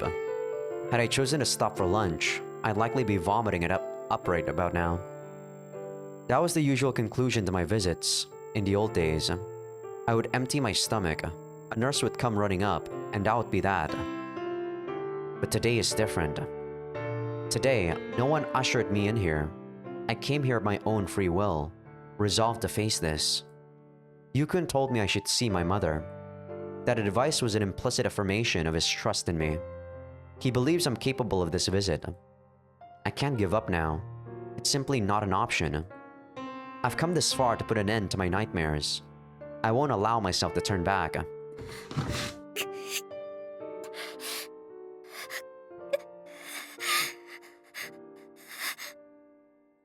Clinging with all the stubborn determination I can muster to that simple decision, I somehow managed to hold myself together through the worst of it. And eventually, through an enormous effort of will, I'm able to shakily lower myself into the folding chair that sits at the side of the bed.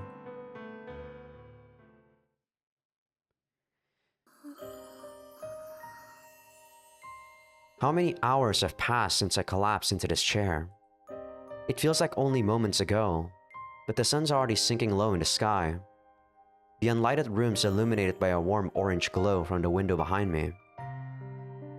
Now that I think more carefully, it must have taken nearly an entire hour to calm myself to the point where I could gaze at Mom's face like this. But it's been many hours since then, and I've gone no further. No words, no movement. I spent the afternoon glued to this chair like a statue. I'm finally able to visit my mother. I can finally look her in the face again. There should be so many things to say, so many things to tell her, to ask her. But now that I'm actually gazing down on her lined, impassive face, the words have betrayed me. They've melted into thin air, leaving no trace by which I might find them.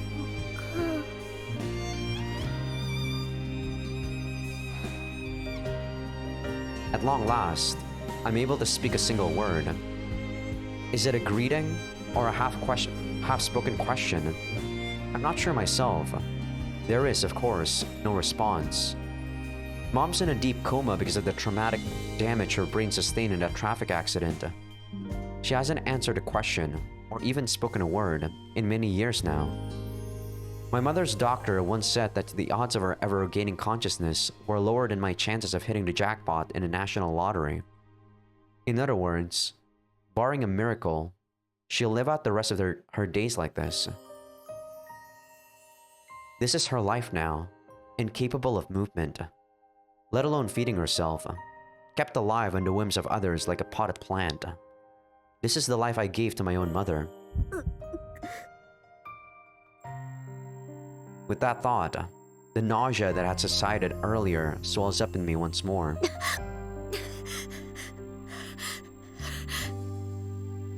The suffering comes to me in unpredictable waves, with all the random malevolence of a curse.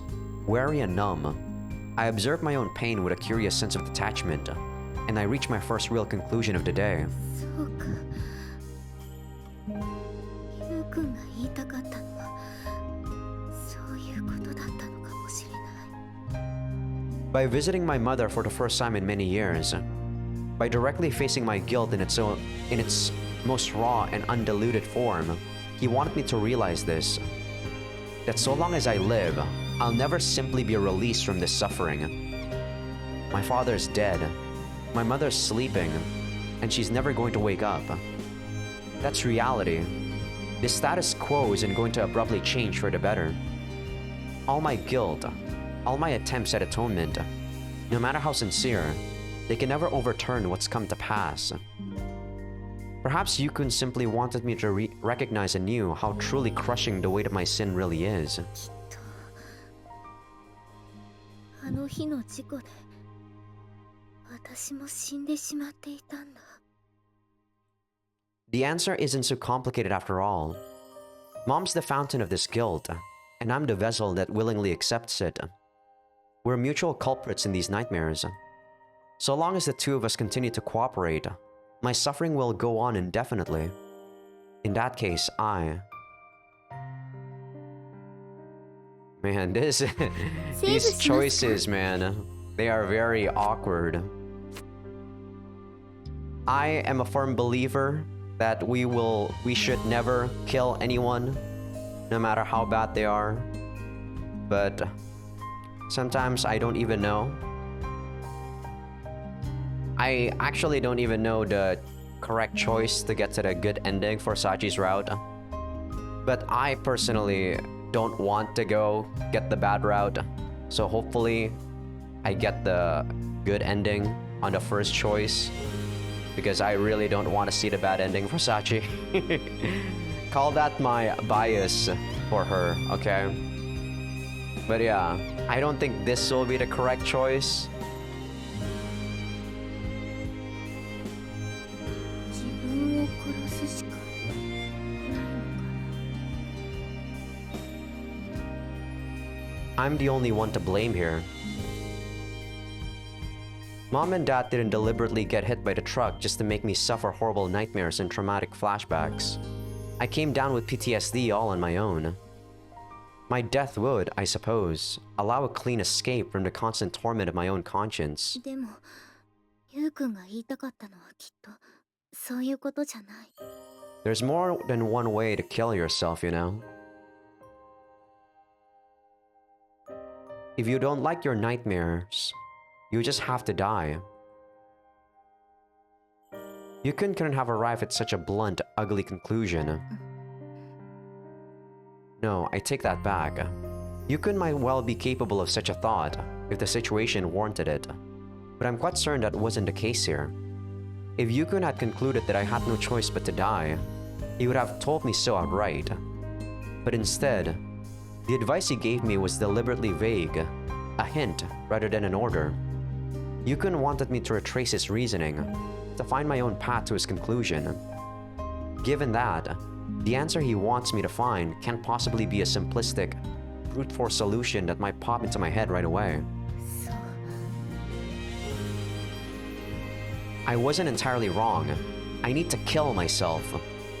To destroy my own weakness, the frailty of spirit that I've allowed to define who I am. Mom's done nothing wrong. Not in asking that final question. Not in continuing to sleep in her hospital bed. And rationally speaking, the accident that occurred that day was the product of many overlapping coincidences. Easier to blame on the negligence of that drunk driver than anyone else. There's no real reason for me to feel such extreme guilt and self-loathing. That's exactly what I did, Sachi. After the phase where you have guilt that sometimes someone's death is your own, it's better to give that blame to someone else, especially to someone that's still alive. I think Yukun wanted to say something along those lines. So long as I continue to cower in fear of the past, believing that accident was all my fault, this suffering will continue indefinitely. Instead, I should accept the sin I bear, shoulder only the guilt I deserve to carry, and strive to move forward. I believe that's the answer he was hoping I might find. でもそれは難しいよ、ゆうくん。 Truly accepting something is different from merely resigning yourself to it. I can't simply erase my regrets. Even now, the words, "If only I'd listened to my parents on that day," are running through my mind. In the short term, I think it's unlikely that I'll be able to just move on and embrace a positive mindset. But even so, Yukun said that he believed in me. I won't make him regret that trust. It may be a long, hard road, but somehow, I will overcome these nightmares. As a child, that proved impossible. But today, I have Yukun. Not to mention Michiru-sama, Maki-chan, Amane-san, and Sakaki-san. They'll all stay by my side, no matter how long it takes. Therefore, I know I can be strong. Therefore, その時までもう少しだけ待っててね、お母さん。 with those final words to my sleeping mother, I leave her hospital room with steady strides. Almost 6:30, huh? It's been over 5 hours since Sachi told me, "Well then, I'll be on my way," and left the dorm. There's been no contact from her or the hospital since then, so I think it's safe to say she successfully managed to visit her mother. Right about now, odds are she's sitting next to her mother's sickbed, or perhaps already making her way back to the dorm. In the end, sitting and waiting finally grew too frustrating to endure, so I came all the way out here to meet her. It's not that I don't trust Sachi, I just want to be there to reassure her as soon as I possibly can. To reward her bravery in facing up to everything she's avoided for so long.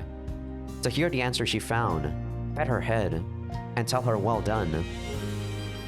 Then again, I don't know what conclusion Sachi is going to reach after seeing her mother for the first time in years. I gave the poor girl a pretty nasty excuse for a hint, if I do say so myself. But simply explaining my reasoning and dropping the answer into Sachi's lap wouldn't have changed anything. Before she can accept the truth, she needs to fight through her own hardened preconceptions. That won't come without a struggle. It can't. The guilt she carries is too heavy and unwieldy a burden to shed that easily. There are two sources of Sachi's ongoing suffering. First, her bedridden mother, whose unfinished final question perpetuates Sachi's fear of her parents' hatred. Second, Sachi's own guilt-ridden heart, still branded with an irrational conviction that accident was all my fault. Unless those two issues are resolved, I don't think Sachi will ever be free of her nightmares. And I think she knows it. In other words, I've deliberately forced her to contemplate a stark choice between killing her mother or herself. Neither being the correct answer. Sachi needs to kill something else entirely, something she can only understand when she's rejected the easy alternatives. As she is today, Sachi can find her way to the truth. I genuinely believe that. When I finally return my attention to the world around me, I spot the girl in question just on the other side of the intersection. But from this distance, this position, I can't tell what answer she's found. She walks along the road, gazing far off into the sky. Is that an expression of confidence on her face? Or a mask of uncertainty? Somehow, it seems like both, and neither. Yuku! And the instant Sachi notices me, she begins to run toward me. Wait, Sachi! The truck barrels past the green light and into the intersection, tires squealing harshly against the pavement as the driver slams on the brakes. A fraction of a second later, there's the dull thump of impact. Struck by a vehicle easily over a ton in mass, Sachi's flung through the air. Too fast, too far. When she lands hard.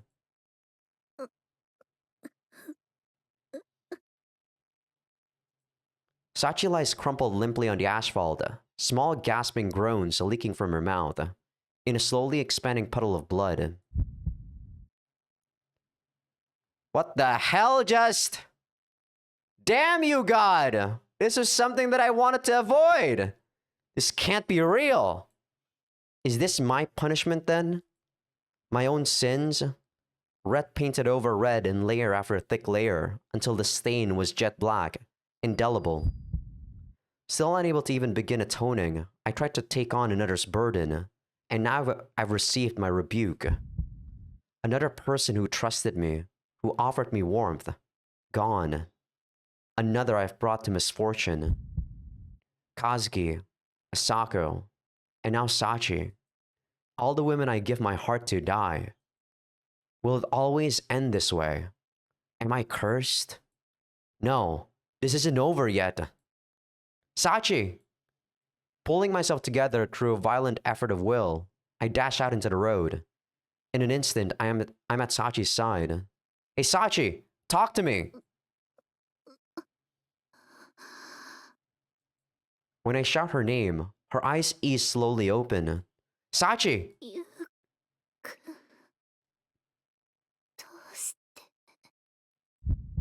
Ah. Now, only now do I finally understand. Sachi must have felt exactly as I do in this moment. As if my heart's been gouged out through my chest, still beating. I'll carry this with me from now on, for every moment of my life, waking or asleep.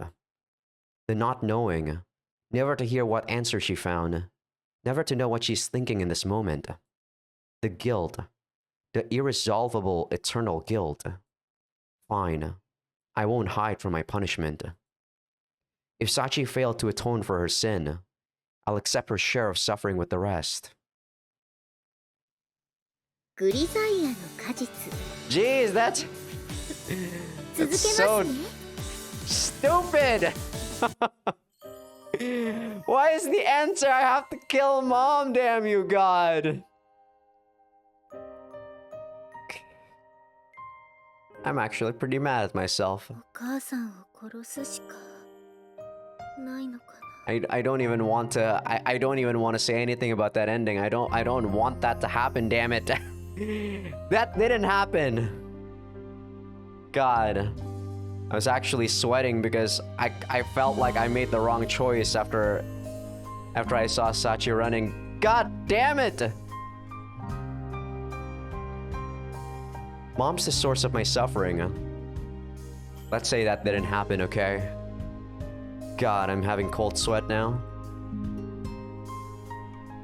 After leaving me that terrifying final question, she spent years in constant sleep. Little more than a living reminder of that tragedy. I guess technically speaking, if you kill yourself, didn't Sachi already kill herself by being the good girl that she was? I guess technically speaking, doing that again is not the right answer.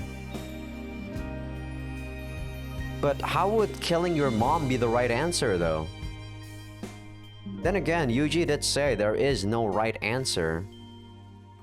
So, I guess it was like a trick question. And I guess I fall for the killing myself one. But who'd ever choose this one as their first choice, right? That would be very counterintuitive, I would say. At the very least, her death would put an end to the pain even now racking my body. An end to my fear of her words. And if I want to be liberated from my nightmares, this may be the only means remaining to me. I'm a weak person. I doubt there's a more selfish coward anywhere on the face of the earth. In order to protect myself from my unendurable guilt, I lied to myself for many years. I made the world simple and tried to erase who I was. But I can't tell myself that lie anymore. I can't betray Yukun, who went so very far to make me realize my mistake. In that case, I've got no choice but to find a new way to run from the past. Namely, killing my mother. Maybe mom's suffering in her own right, being kept alive in such a miserable state. Maybe she'd be happier going up to heaven where dad's waiting for her, where she'll never have to see my face again. As soon as the idea crosses my mind, nauseatingly convenient excuses pop up one after the other. I'm a terrible daughter. Even after all the suffering my selfishness caused my parents, all I'm thinking about is how to make life easier for myself. Is there even blood running through my veins? Perhaps it would actually be for the best if I was branded a criminal and sent off to jail. Yes, a real prison where I could spend my entire life atoning for my crimes. Whatever people may say, I'm afraid Mahama Academy is hardly suitable for the purpose. The days I spent there were very special to me. Michiru-sama, Maki-chan, Amane-san, Sakaki-san, and Principal Tachibana. Everyone I met there was a truly kind-hearted person. And above all else, it was the place where I reunited with Yukun. The place where he made me his girlfriend, where he told me that he loved me. It was all far more than I deserved. This will put an end to all that, to my unfair, unwarranted happiness. Therefore, ごめんなさい、お母さん。 with the same words I always cry when escaping from my nightmares, I reach out and put my hands on my mother's neck. ねえ、サチ、今日は何が食べたい？サチったら、またそんなわがままを言って。すごいじゃない、サチ。テストで100点を取ってくるなんて、お母さん鼻が高いわ。 I guess what this route wants to show you is that sometimes the answer that you get is not going to show itself that easily, right? Technically speaking, if Sachi was rational, she would definitely choose to kill herself rather than kill someone else. But I guess the human mind doesn't work that way. Sometimes it has to do some cruel things first to get the answers it seeks.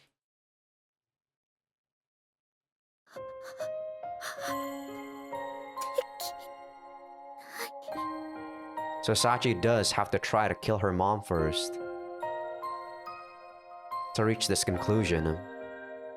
Because it's always easy to say, I'm gonna kill someone, especially when you're having an argument with that person.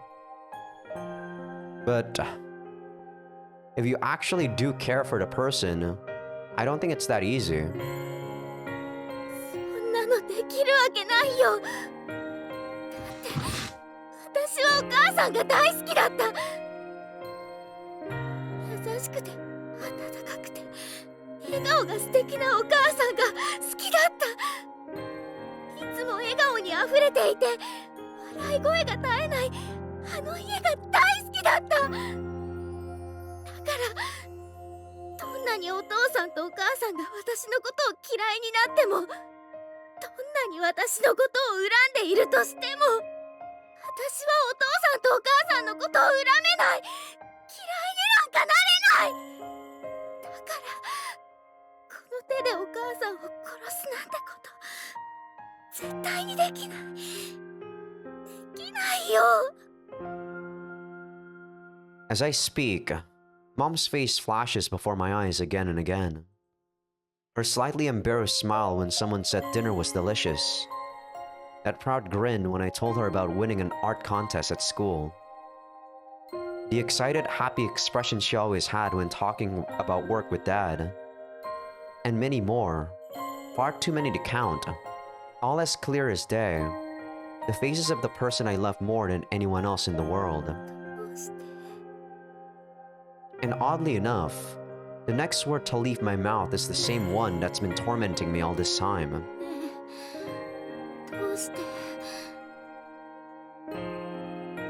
Once the floodgates open, the words don't stop.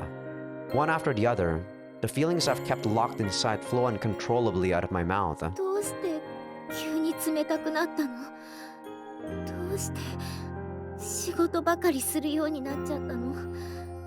どうしてお前のことが嫌いだってはっきり言ってくれなかったの？そう言ってくれれば私にも何かできたかもしれないのに。それなのにどうしてあの日だけは私に優しくしてくれたの？あの日もいつもと同じだったらあんな事故が起こることもなかった。そうでしょ？それなのにどうしてあの日だけなの？答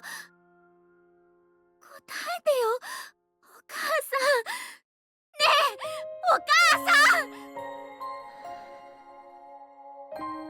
I call out to my mother again and again, but no response is forthcoming. Her sleep is undisturbed. That's the nature of a persistent vegetative state. This is reality. I'll never hear her answer. I suppose I'm going to have to accept that. Accept it, and find a way to carry on. If I can't run away, I have to move forward. 怖い。今日見る夢ではどうしての次があるんじゃないか。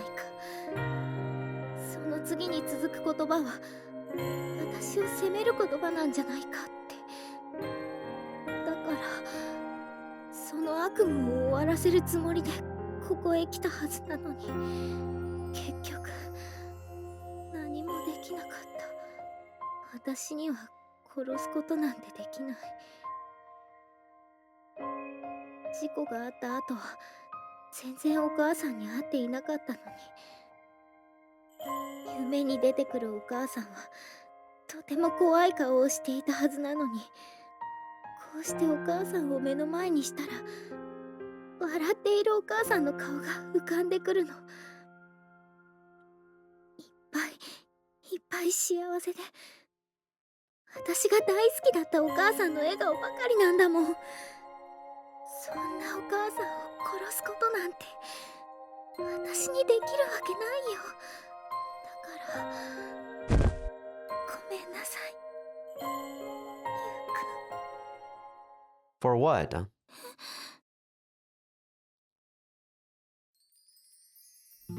You've got nothing to apologize for, Sachi. You did fine. As Sachi kneels on the linoleum floor, I move quietly to stand at her side. ゆうくん。 I don't know much about your parents, but I think I have a pretty good idea of just how much you cared about them. When we talked in the park back then, you were always telling me stories about your mom and dad. Even after we were reunited in Mahama, you brought up your parents many times. More than you realize, I think. You loved them very much, and you still do. That much was obvious. And that's the exact reason why you've been so afraid. Why you've suffered so much. That's exactly why you've never been able to shake your guilt over causing that accident. It's the same with the final words your mother left you. You're tortured most of all by the thought that she might have hated you, that your parents might have resented you for what happened to them. So in the end, what you really want is to know your parents' feelings. Am I wrong? そうなのかもしれません。 In that case, why not find out? Find out exactly what your beloved parents really thought of you, with your own eyes. そんなのできるはずありません。だってお父さんはもうこの世にいない。それにお母さんだってこうして眠ったままなんです。だからどんなに叫んでも私の声はもう2人には届かない。そんな状態で気持ちを確かめる方法なんて。 What if I told you it's possible? いくらゆうくんでもそんなことできるわけが。 Have I ever lied to you before, Sachi? それは。 Here's the thing. I don't know what you're going to find. For all I know, you might end up learning something you'll wish you hadn't. You might end up going through life bearing an even heavier burden than before. Are you prepared to take that risk and learn the truth?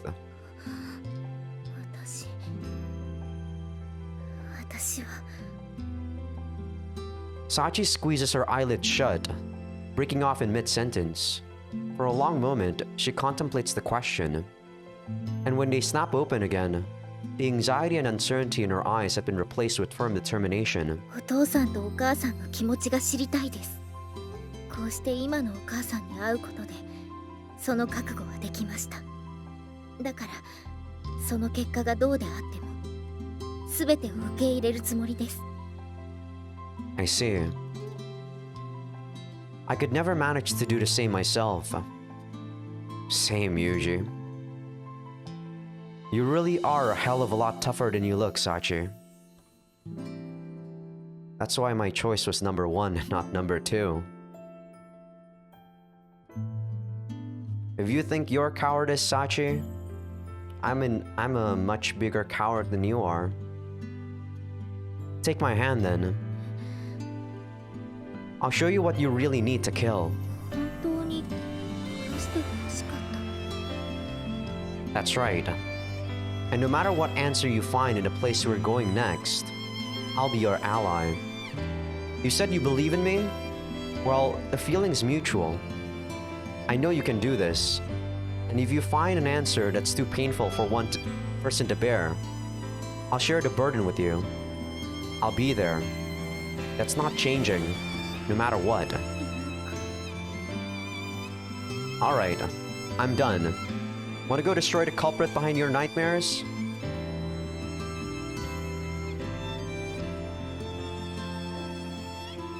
Hi. Leaving the hospital behind, I set off toward the residential district, Sachi at my side. ゆうくんはどこに向かっているのでしょうか。 That's a surprise. You'll find out when we get there. そうですか。 I intentionally give Sachi a pretty pompous non-answer, but she doesn't take the bait. She's probably too concerned with the whereabouts of the truth I promise her to play along like she usually would. In an attempt to slightly ease Sachi's anxiety, I reach out and take her hand in mine. ゆうくん。 This help a little? はい。ありがとうございます。 I can help Sachi see her mistakes. I can offer her reassurance and affection. But if she is going to be saved outright, that's not enough. Her parents need to step in. As for how they really felt about her, even Sachi, who spent many years with them, doesn't know. So maybe this is a little presumptuous of me. But personally, I don't think any parents loved this much by their daughter could possibly hate her in return. ゆうくんが向かっていたのはやっぱり私の家だったんですね。 As I come to a halt before the small house, Sachi finally allows herself to state the obvious. To be more exact, we're heading to the workshop next door. 工場ですか。あそこには金型を作る機械が置かれているだけなはずですけど。 That a fact. All I've heard from Sachi's uncle is that her parents seem to be up to something in the workshop a little before her birthday. But hidden in those words lies the answer Sachi's seeking. I'm pretty firmly convinced of that. そうだったのかって。それじゃあどうして工場なんかに。 Sachi. Her mother's final question, why? Now that the woman's in a coma, we'll probably never know for sure how she intended to finish that sentence. But if a parent who'd been planning something for her daughter's birthday wanted to say one thing at the end, I think it might have been something like this. Why are you making that face? サチ、どうしてもサチに見てもらいたいものがあったの。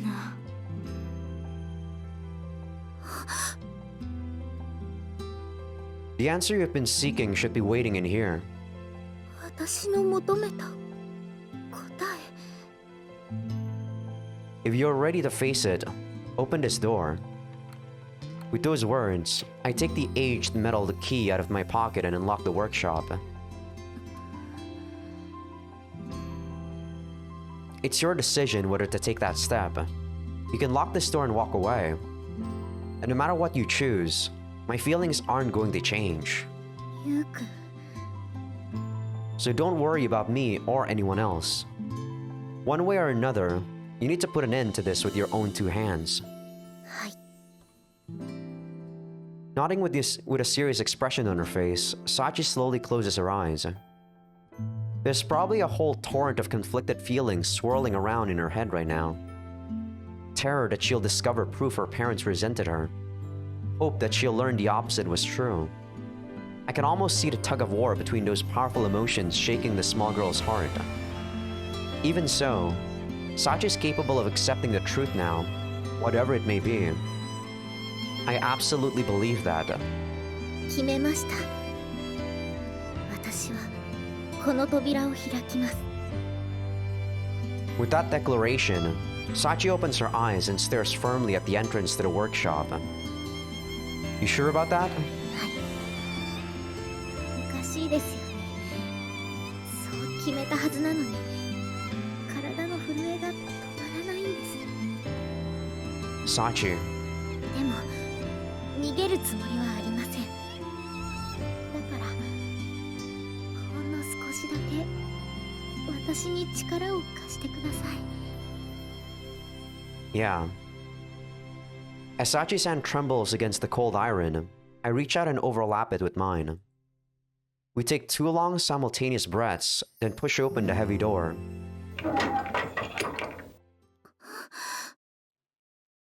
何これ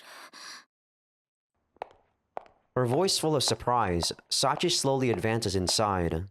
With every step, her eyes grow wider, full of confusion at the scene before her eyes. あれだけあった機械が全部なくなってるそれにこれは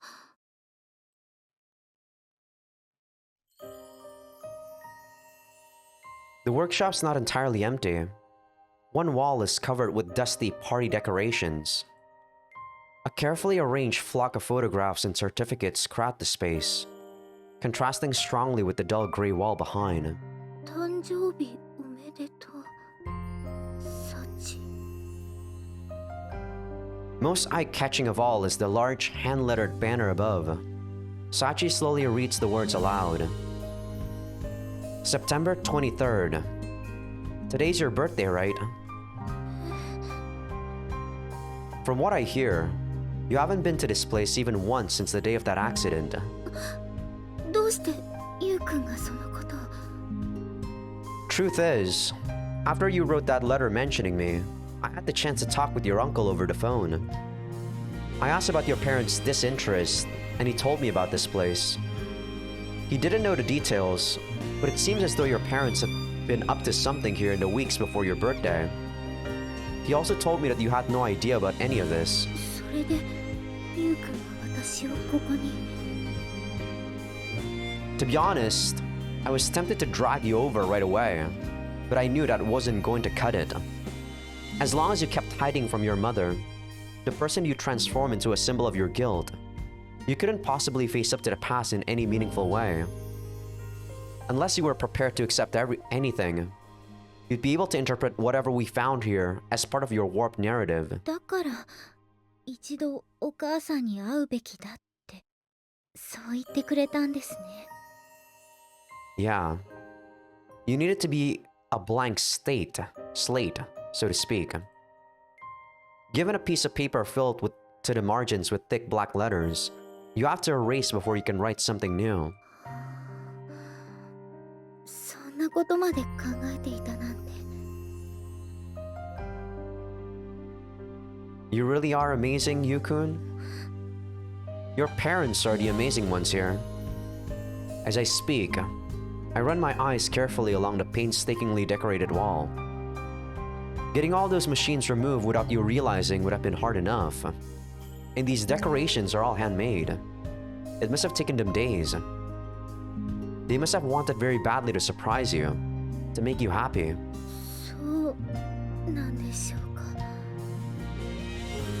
I didn't want you to kill your mother.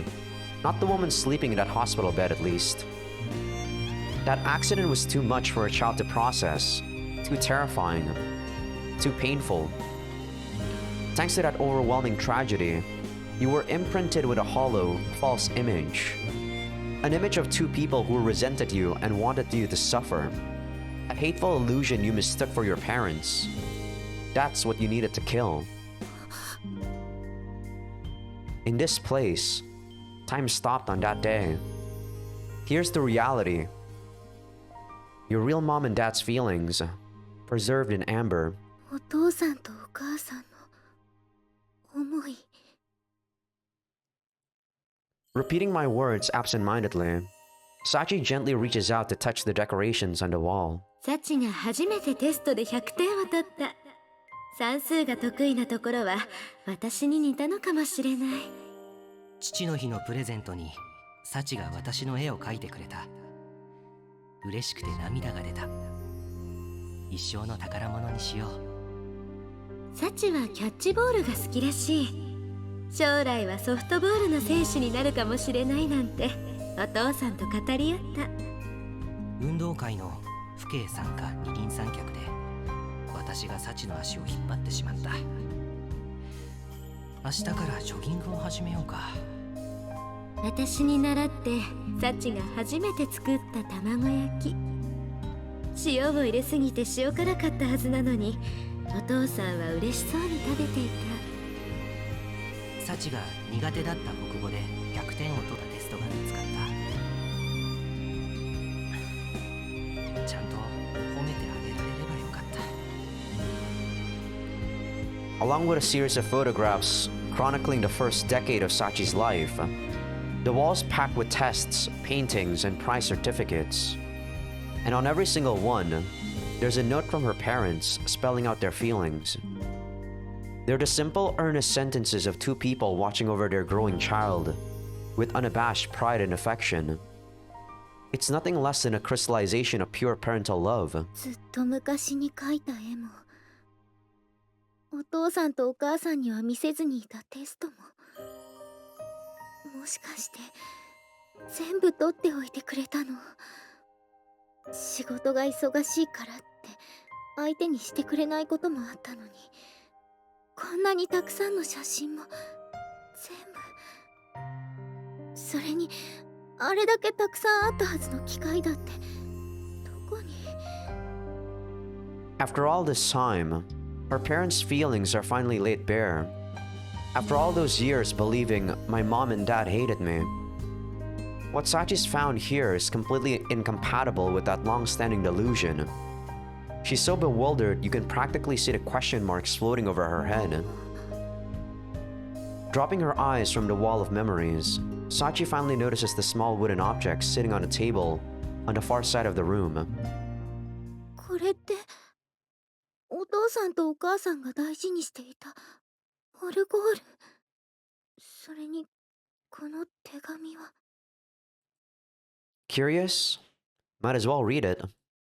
The envelope, discolored by its long exposure to the sun, still bears the faint letters to Sachi. Seems they left her an answer after all.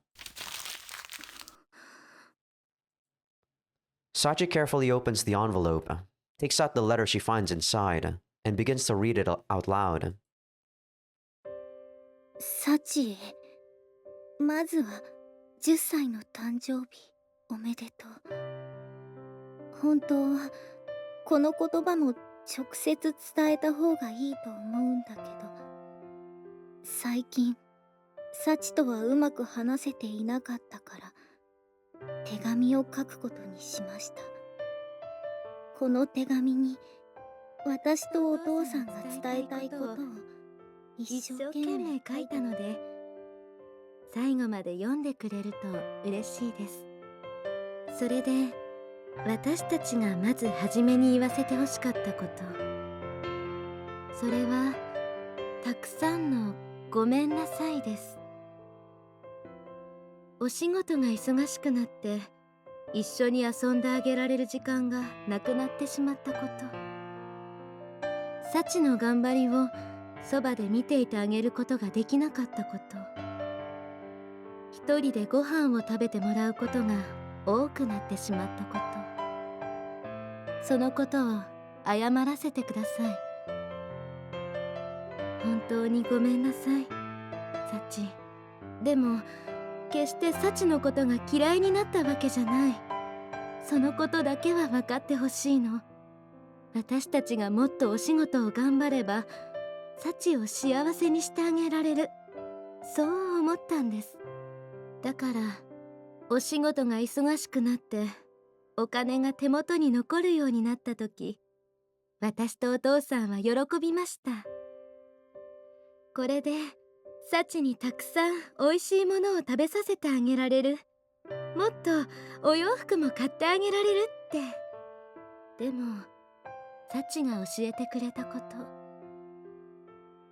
一人でステーキを食べるより機械の音が聞こえないお家でみんな一緒にカレーが食べたい。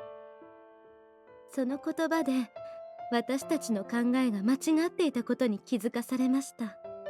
私たちに必要だったのはお金じゃなかったんだって。だから私とお父さんは話し合って一緒にお仕事を変えることにしました。大好きなサチともっとたくさんの時間を過ごせるように、あの家でみんながまた笑って過ごせるように。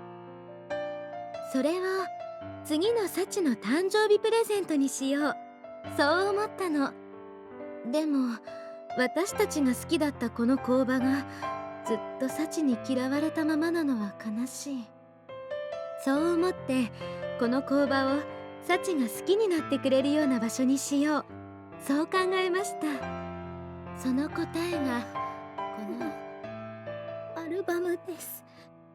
機械のなくなったこの工場はこれから幸せになっていく私たち家族の思い出を飾る記録室。世界中どこを探してもここにしかないたった一つのアルバムです。だからこれからここにたくさんの思い出を増やしていきましょう。それこそこの工場の中に収まらないくらいたくさんたくさん。それでサチが笑顔になってくれれば私たちはとても嬉しいです。サチが楽しそうに笑ってくれていること、それが私たちにとって一番の幸せなんだもの。そのことがこの手紙で少しでも伝わってくれると嬉しいで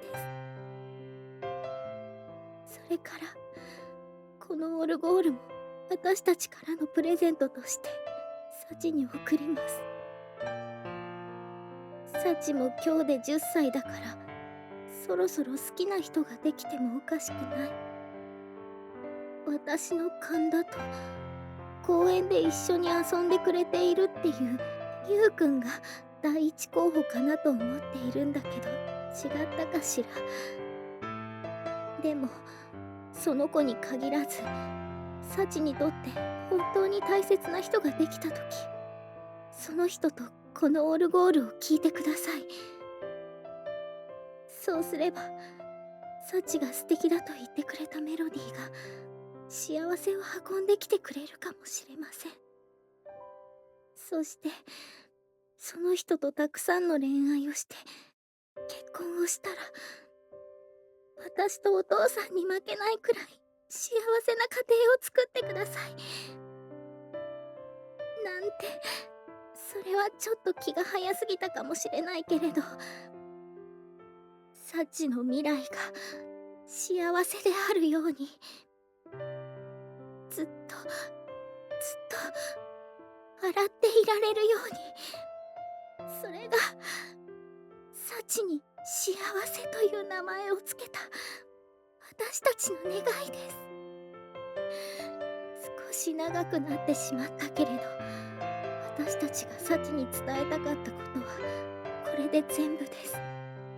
そして最後にもう一つだけ、愛してるはまだ難しいかもしれないから、この言葉で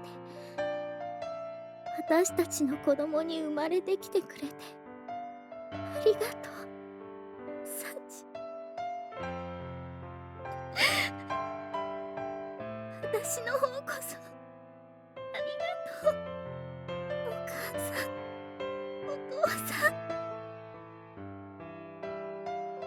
Sachi has the answer she's been yearning to find since her childhood. I stand quietly at her side as the tears flow in streams down her cheeks. I can't say for sure how it felt to read that letter. That's something only Sachi herself will ever know. But there is one thing I can say with some confidence. She won't be suffering from those nightmares again. Because right now, the words spilling from her mouth aren't "I'm sorry," but "thank you." And while I might just be a completely deluded narcissistic moron, I'm pretty sure I also know what the next words out of her mouth are going to be. 私、たった今、ゆうくんにお願いができました。Oh? And what would that be? 私と一緒に、このオルゴールを聴いてもらえますか？ Yeah, I think I can do that.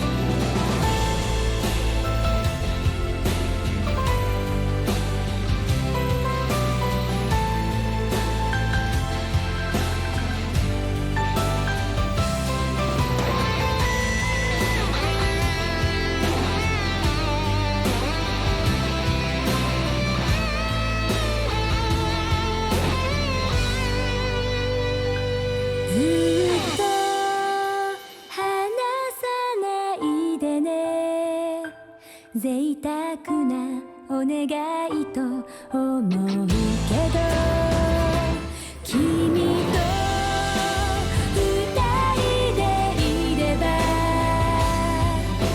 幸せになれそうな気がするよもっと神様にお願い目を閉じるよそっと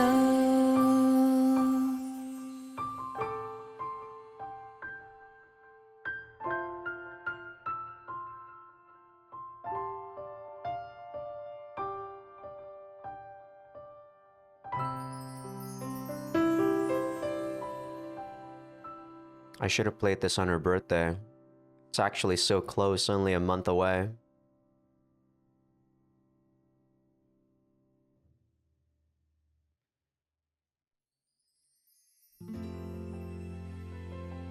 Can I skip this one?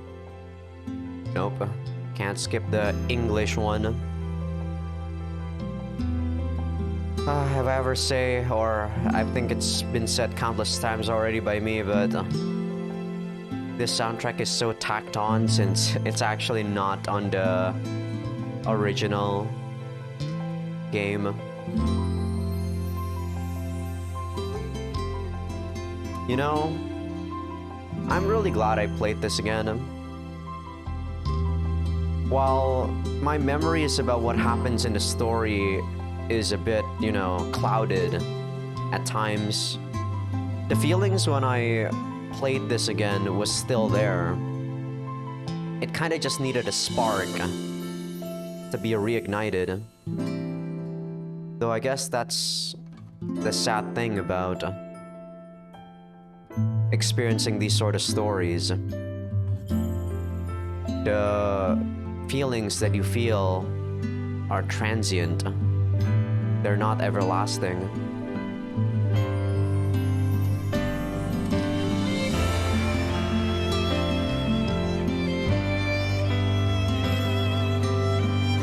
I really like this,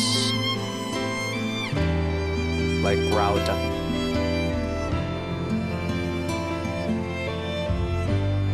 Of course, I am biased towards Sachi, but there is a reason to that bias.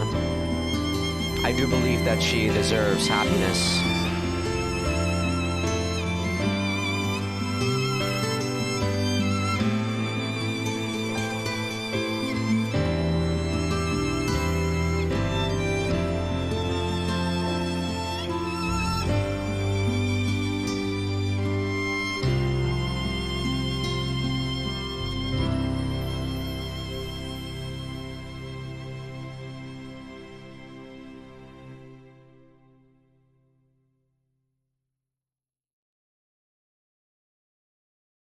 Man, I don't even know. Oh, sorry, Sachi. 久しぶりにみんなでエクストリームスポーツをやったの。 As I was saying, I don't know if I want to continue with Michiru's route. Straight up. This feels really... This makes me quite sad to reach the end of Sachi's route. あ、エクストリームスポーツっていうのは、ゆうくんが命名したスポーツの名前で、私が打ったボールをマキちゃんがワンバウンドでキャッチして二塁に向かって走っていたみちる様に投げつけたの。そしたらマキちゃんは肩が弱いからバウンドボールになっちゃったんだけど、平らな地面でつまずいちゃったみちる様がヘッドスライディングしたところにそのボールが乗っかって見事にアウト。私はその間に一塁へ走ってセーフだったんだけど、みちる様もマキちゃんもすごいよね。 Have I told you guys how much I love this soundtrack, by the way? I think this is probably the X time I said that. Sorry. Have you guys realized that I'm totally not biased towards Sachi yet? The hospital room is filled with the warm glow of afternoon sunlight. As a gentle breeze blows in through the open window, Sachi chatters on, recounting the recent happenings at Mahama Academy. Unlike before, there's no trace of melancholy in her expression. Of course, that doesn't mean her mother is offering any reply. Even so, her sleeping face looks strangely peaceful. Somehow, It makes me think of a parent affectionately half listening to her daughter's stories while doing housework. 小峰さん、失礼しますね。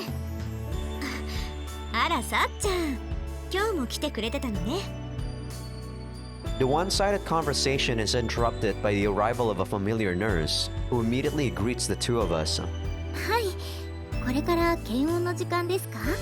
その通りなんだけど、すぐに終わるから、そのままで大丈夫よ。あ、いえ、ちょうどキリが良かったですから、私たちはここで。そう？それならいいんだけど。はい。Still smiling, Sachi slowly rises from her seat. I follow suit, pushing myself up off the undersized folding chair. また来るね、お母さん。As she speaks, Sachi gently squeezes her mother's hand. それではすみませんが、母のことよろしくお願いします。ええ、さっちゃんも勉強頑張ってね。はい、ありがとうございます。After exchanging polite little nods with the nurse, we quietly leave the hospital room. You really alright with that?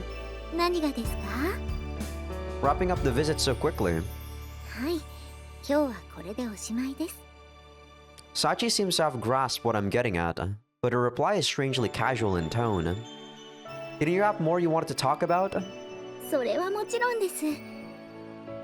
So why didn't you stay a little longer like the nurse suggested?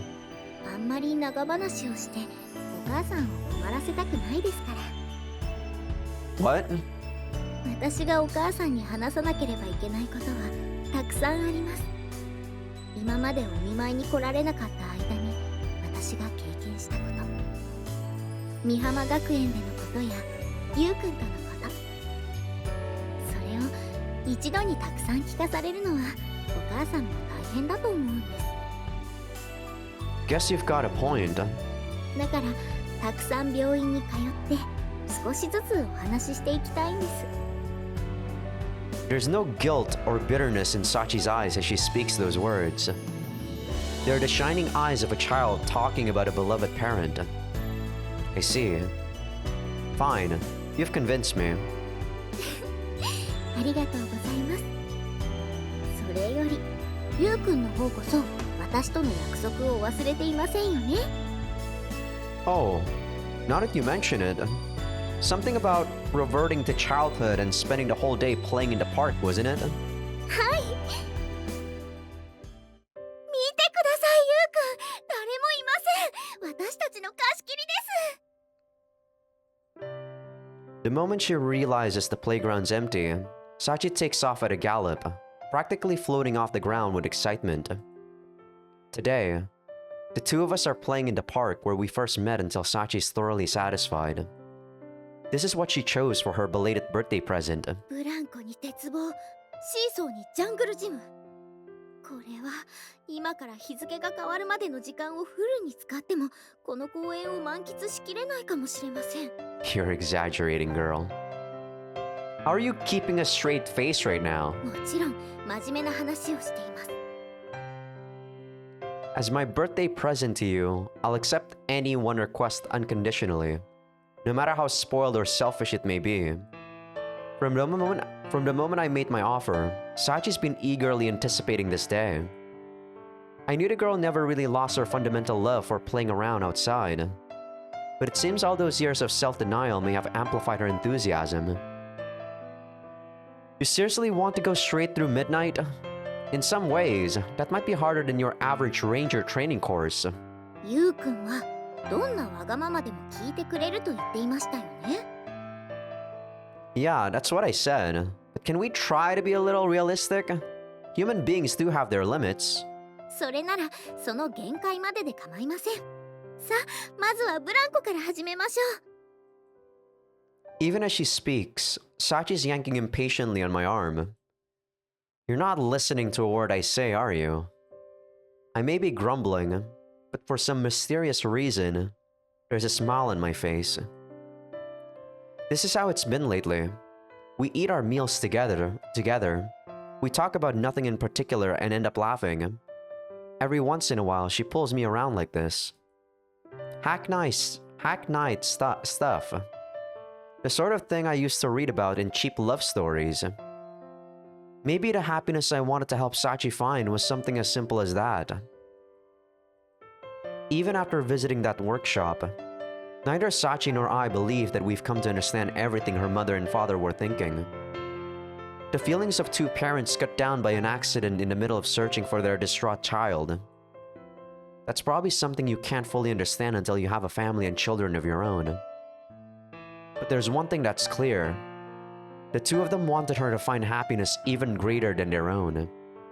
In a way, that bittersweet knowledge will be Sachi's punishment from now on. A family, huh? At the rate this relationship is going, the two of us might end up married. Maybe even have children of our own at some point. Kind of bizarre in a way. I wouldn't have been capable of imagining such a future just a few short months ago. But right now, it seems completely natural, even obvious. And if Sachi feels the same way, I don't think anything could make me happier. Hey Sachi, I've got a suggestion to make, if you're willing to listen. やっぱり公園で遊ぶのを中止するという相談なら受け付けませんよ。Yeah, that's not it. What do you think about getting married after we graduate from Mahama?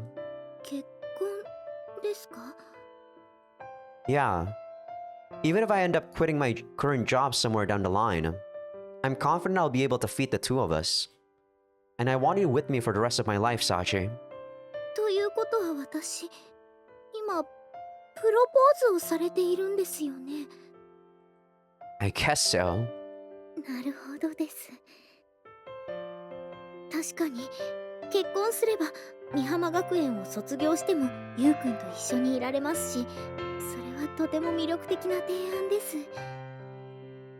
Nodding to herself, Sachi slowly closes her eyes. Guess it's decided then. いえ、お断りします。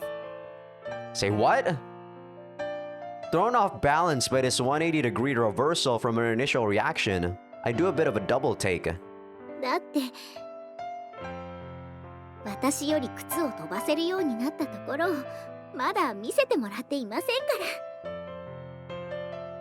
ら。 The mid-afternoon sun, blazing down as if to insist summer is not over yet, is thoroughly outshone by a single dazzling smile.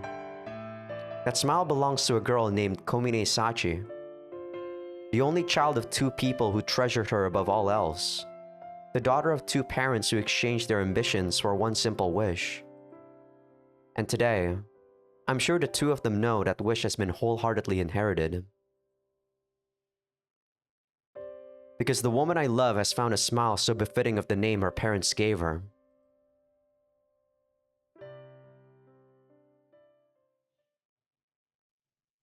Grisaia no Kajitsu. Man, after playing that route, I just don't want to play any other route. It's so happy, damn it. Damn you, God! Why does she have to suffer? I'm gonna cut the episode here. I'm just gonna grumble if I don't stop the recording after playing her route. I'm sorry, but just know that I really love Sachi's route. I really do. I guess to some degree I also see something in her that I can't become. She's someone that I'm not really, even though like we share some similar resemblances. Alright.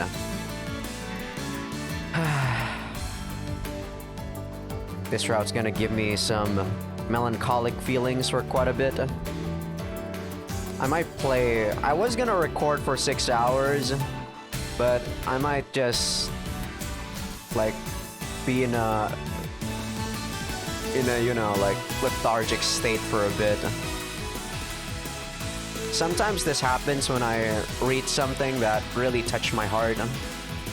I feel like I just can't function for a bit.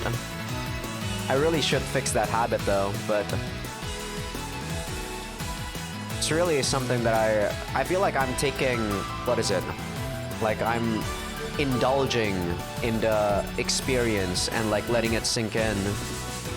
It's such a very nice feeling. I actually just want to stop recording right now and just listen to Sachi's theme song and her ending song for the next like 5 hours or something. All right, enough. I can go on rambling for I don't know how long. Hope you guys enjoyed it. Give it a like if you like it. Subscribe if you haven't. Check out the Patreon if you want to. And I am done for this episode. I really like this episode. Heck, I like this route. And I'm not ready to start a new route yet because I want the afterglow to sink in. So I'll see you guys next time. Peace out.